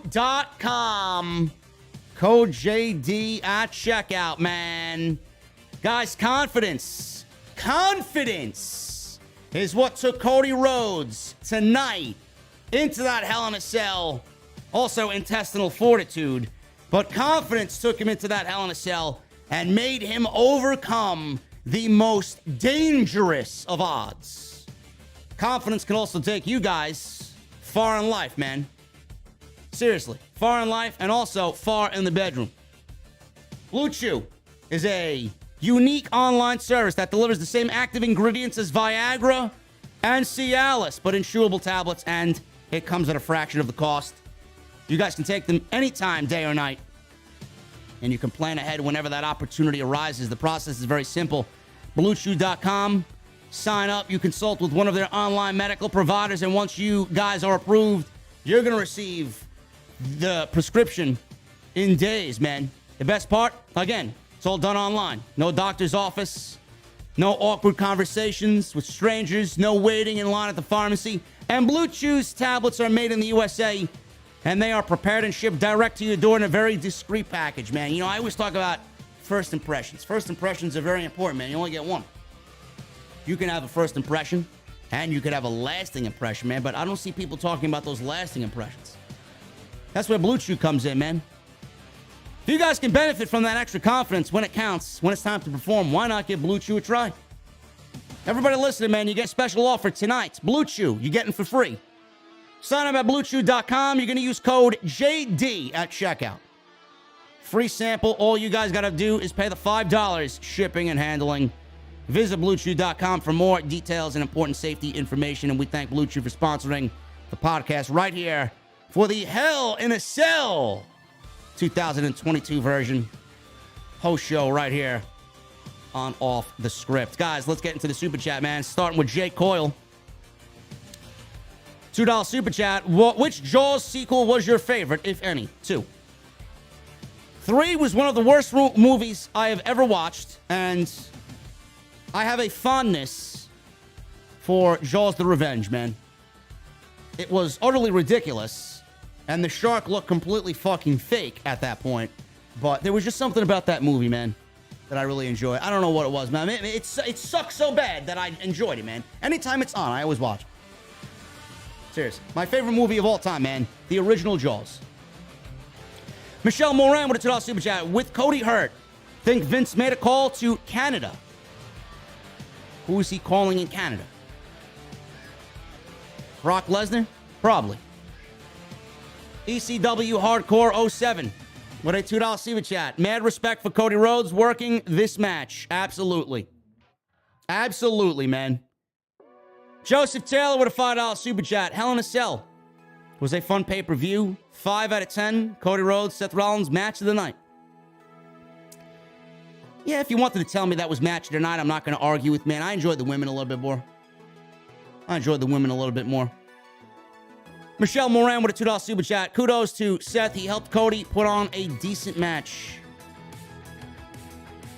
For all that we are saying about Cody, man, Michelle is right. We got to give Cody his obviously deserves his just due, and Seth Rollins, man. Seth Rollins deserves just as much credit, if not more, than Cody. He put on one hell of a match, man. And he really showed what type of professional he is to give Cody the match that he did and keep Cody, hopefully, from further injuring himself. So, kudos to Seth Rollins as well. Tony Brown with a $4.99 Super Chat. Cody is the man, says Tony Brown. Tony Brown, you know it, brother. You know it, man. I know you usually like your booty meat, bro, but we have Bianca on tonight's show. So there was at least some booty meat for my boy Tony Brown. Hopefully we'll get... And Rhea Ripley, I guess, right? And there was some booty meat on the show for Tony Brown. Obviously, you got to get your booty meat on Wednesdays. That's where the most of the booty meat's coming in. Dave Callahan with a Canadian $10 super chat. I'd love to see Cody win the Royal Rumble and win the WWE title from Roman at WrestleMania 39. I think it would be incredible storytelling and a match. Rock versus Roman is more of just a spectacle like the last Cena match. Yeah, I mean, I would rather see Cody versus Roman at Mania than Roman versus Dwayne, but I don't think that's going to be. If WWE's got Dwayne, they're going to use Rock versus Roman at WrestleMania. Kyle Owens with a $19.99 super chat. Love the show, JD. I acknowledge the king of the IWC. Cody Rhodes is an absolute beast.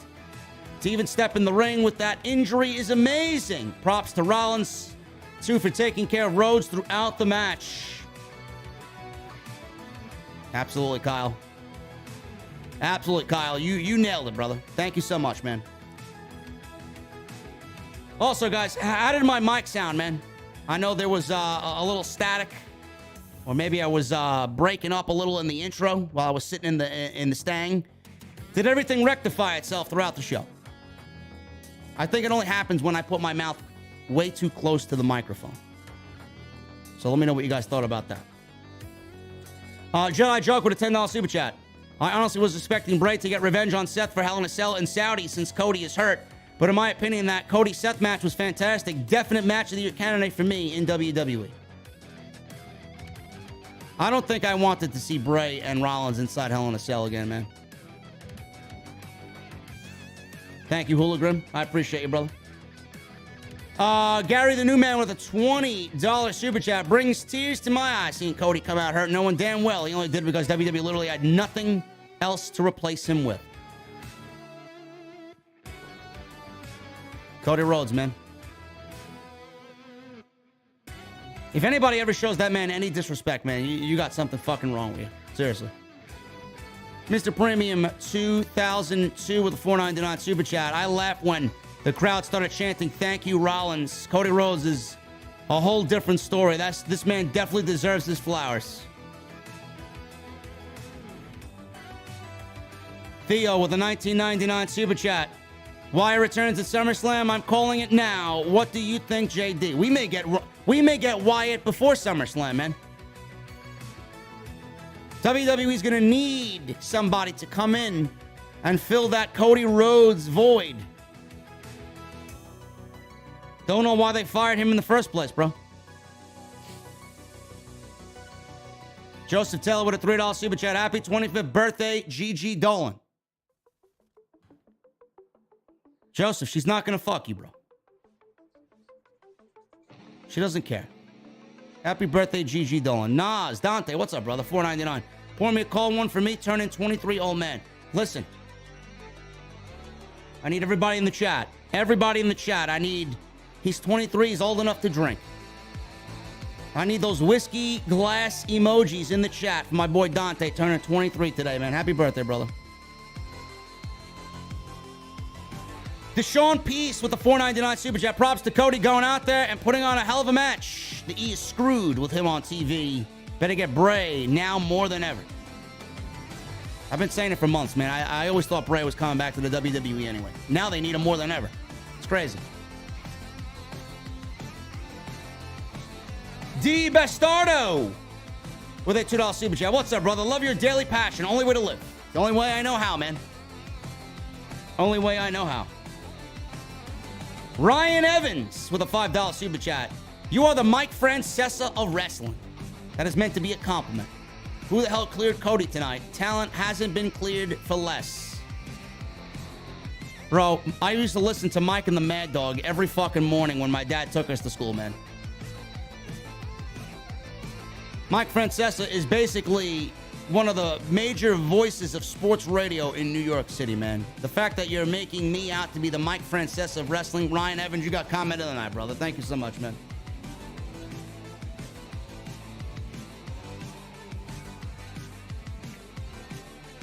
My boy Derek And Hawaii with an 8-month membership to the OTS venue. What's up, brother? This show sucked, he says. I would not blame you if you said that or thought that. Unbelievable, man. WWE can't get anything right. Thank you, Derek. I appreciate you, brother. Joseph Taylor with a $5 super chat. Actually, Cody Rhodes, after the pay-per-view is over, said he made the decision to compete tonight. I don't know how true that is. Like I said, Joseph, I would not be surprised if Cody went out there and did what he did on his own. WWE had no choice.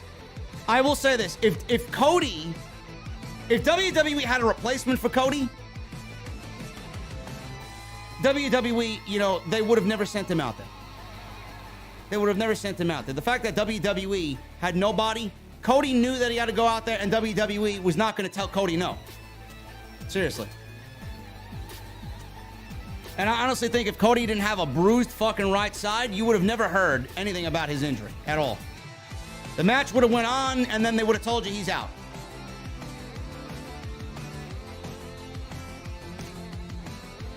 Fat Package 101. $5 super chat. You're right, Jay. The events had depth like Keith Lee and Tony Storm. This would have been different, and they would have been right on track. Of course they would. Michelle Reborn Show with a $5 super chat. This is Super Dad. JD, you will never know how much you helped me. Keep on kicking ass. My daughter has special needs, and I let her use my account. Whatever you're going through, brother, I'm here, man. Whatever you are going through, I am here, man. I'm glad I could help in any way that I can. Say Ja with a $4.99 super chat. I liked how Bianca and Rhea both switched their pants tonight. Also, people talk down on AEW, but if Roman is so over, how come Money in the Bank switched venues? WWE moved into the more intimate MGM Grand. Supposedly, Money in the Bank is sold out. It's easy to sell out 12,000 seats, 13,000 seats, whatever how many seats there is. It's not fucking 60,000 seats in Allegiant Stadium. The Undertaker with a $5 super chat. Vince should give Cody Rhodes the Royal Rumble. I agree. I would not be surprised come Royal Rumble season that Cody Rhodes comes out at number 30 and is in the Royal Rumble. Bradley Robinette with a $1.99 super chat. That injury looked gruesome, but Cody did it. Definitely going to get people talking, man. Tyrone Johnson with a $9.99 super chat. Hey, JD, how do you feel about the guy on Twitter that said Cody Rhodes versus Seth Rollins match was better than the entire Double or Nothing pay-per-view? Those were his exact words. Please do not give these incels and unintelligent fucking creatures on social media the attention that they are seeking, Tyrone. I did not see who said that, nor do I care who said that. They are a complete fucking idiot. Stop. 99% of the wrestling community on Twitter is as dumb as an empty box of cereal. Neb with a $1.99 super chat. Becky dressed like a cokehead tonight. Yes, she did. It's the best way to describe Becky Lynch's outfit tonight. How did she come out? She looked like a cokehead. Guys, we need 8 likes for 1,500. 8 likes for 1,500. Chill Vibes with a 14-month membership. Thank you for the recommitment to the VIP club, man. Bianca is losing at SummerSlam because it's in Bianca's hometown of Knoxville, Tennessee. I didn't even realize that. Oh, my goodness. I could absolutely see that. Brother Love with a $1.99 super chat. The cell was red because of my ... love, says Brother Love. Thank you, Bruce, with a $1.99 super chat. Your cell sucks. Nathan Hughes Connection with a $2 super chat. But Brian couldn't wrestle because of concussions. Yes. Yeah. Daniel Bryan couldn't wrestle because of concussions, which I honestly never believed to begin with anyway. But they allowed Cody Rhodes to go out there with a fully torn pec muscle off the bone. It's amazing. Savvy Seed with a $5 super chat. What's up, JD? Not sure if you keep up with NXT UK, but can you believe they're in the process of splitting up Mustache Mountain? What a joke. No, Seed, I don't watch NXT UK, and Mustache Mountain, honestly, they should have been main roster bound fucking years ago, man. How Tyler Bate is still over there and not doing anything on the main roster is a fucking absolute disgrace. Ridiculous. Captain Solo with the 12-month membership. He's made 1 full year. AJ Styles should have gone to AEW when he had the chance. He's absolutely irrelevant and buried in WWE. Gary the New Man with a $5 super chat. That's some massive push they promised Ali. Yeah. They pushed him right off a fucking cliff and right into the grave, man. Right into the grave, they pushed him. Ridiculous.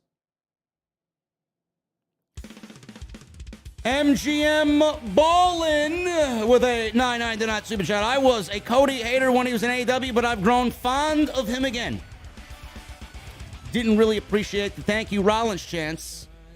Great match, but WWE not in a good position with the injury. AEW for the win. MGM, the thank you Rollins chants were for the table spot, man. He pulled out a table because everybody else that could have pulled out a table did not, and they didn't want to give Chicago what they want. So Seth Rollins did. It wasn't hate towards Cody. It was just praise for Rollins finally pulling out a table after they asked all night and nobody did it.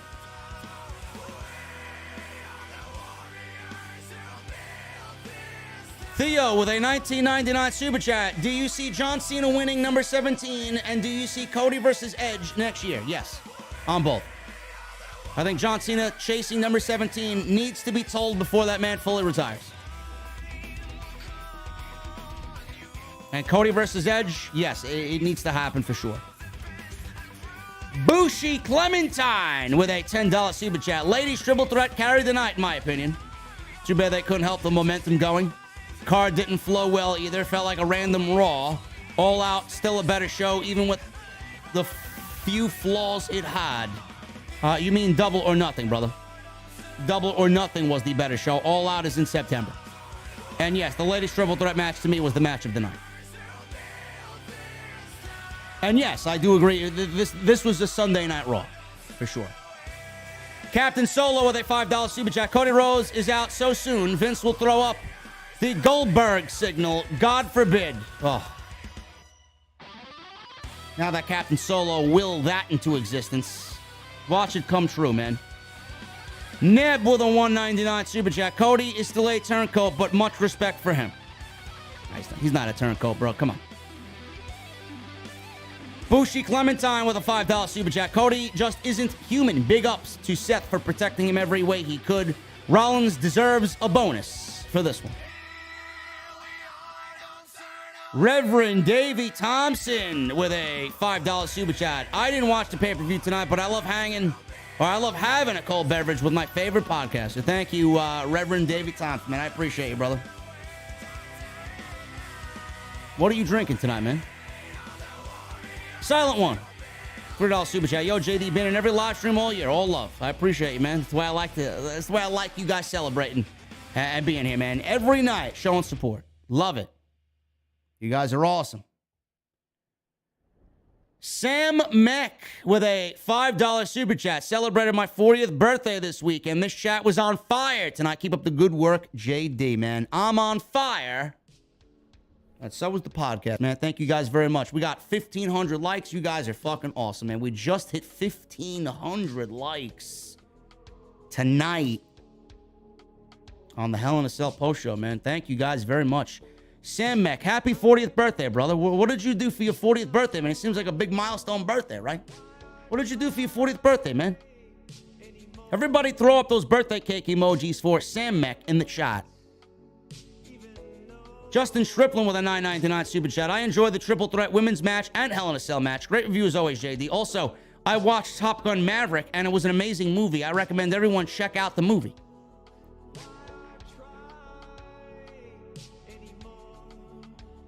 I'm interested in the Jurassic Park movie coming out on Friday, man. I believe that's the last Jurassic Park movie. Right? It's the conclusion to everything that's going on. Everybody's back for the new Jurassic Park movie. Dr. Grant is back, man. Malcolm is back.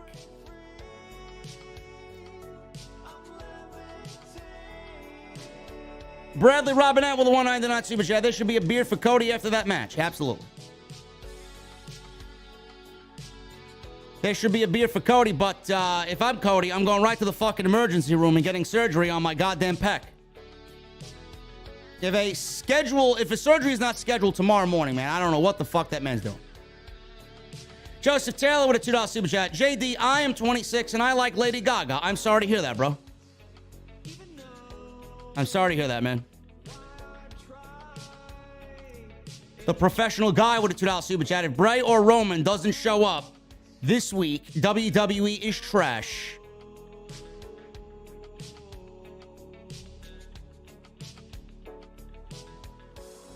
WWE certainly does need Bray. And Roman needs to be back on TV for sure. Especially after this week. Neb with a $1.99 super chat. Bring back Bold Orton and Chris Benoit. Neb, come on, bro.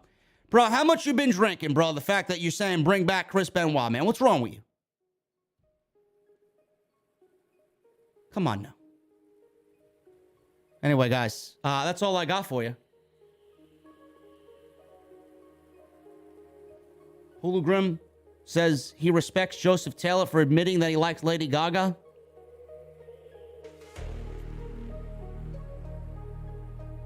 I don't know, man. I think Joseph Taylor's got some fucking problems. Anyway, guys, we're about to get out of here, man. We're about to get out of here.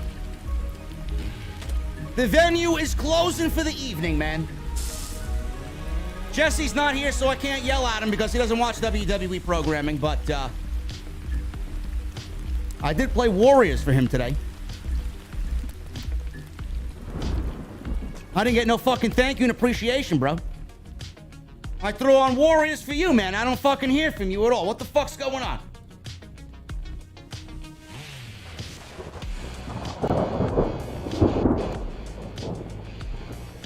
Yes, why anybody would admit that they like Lady Gaga in my chat, man. Jesus fucking Christ, man. Holy shit. Anyway, guys, what a nightcap and what a great way to close out the week, man. He heard Warriors. Okay. I didn't hear him say thank you. Anyway, guys, what a great way to end out the week, close out the week, man. If you missed any of the other content on the channel, make sure you guys go and check that out, man. Everything you guys need is on the homepage. I'll be back again tomorrow, live for Monday Night Raw, man. We'll be back in the OTS venue for a brand new week. Maybe there'll be an extra tomorrow. I'm not sure. I'll see how I feel. But thank you guys so much, man, for the 1,500 likes. If you guys are still in the chat and have not hit the thumbs up, man, listen, man, 1,600, maybe 1,700 likes. Come on, man.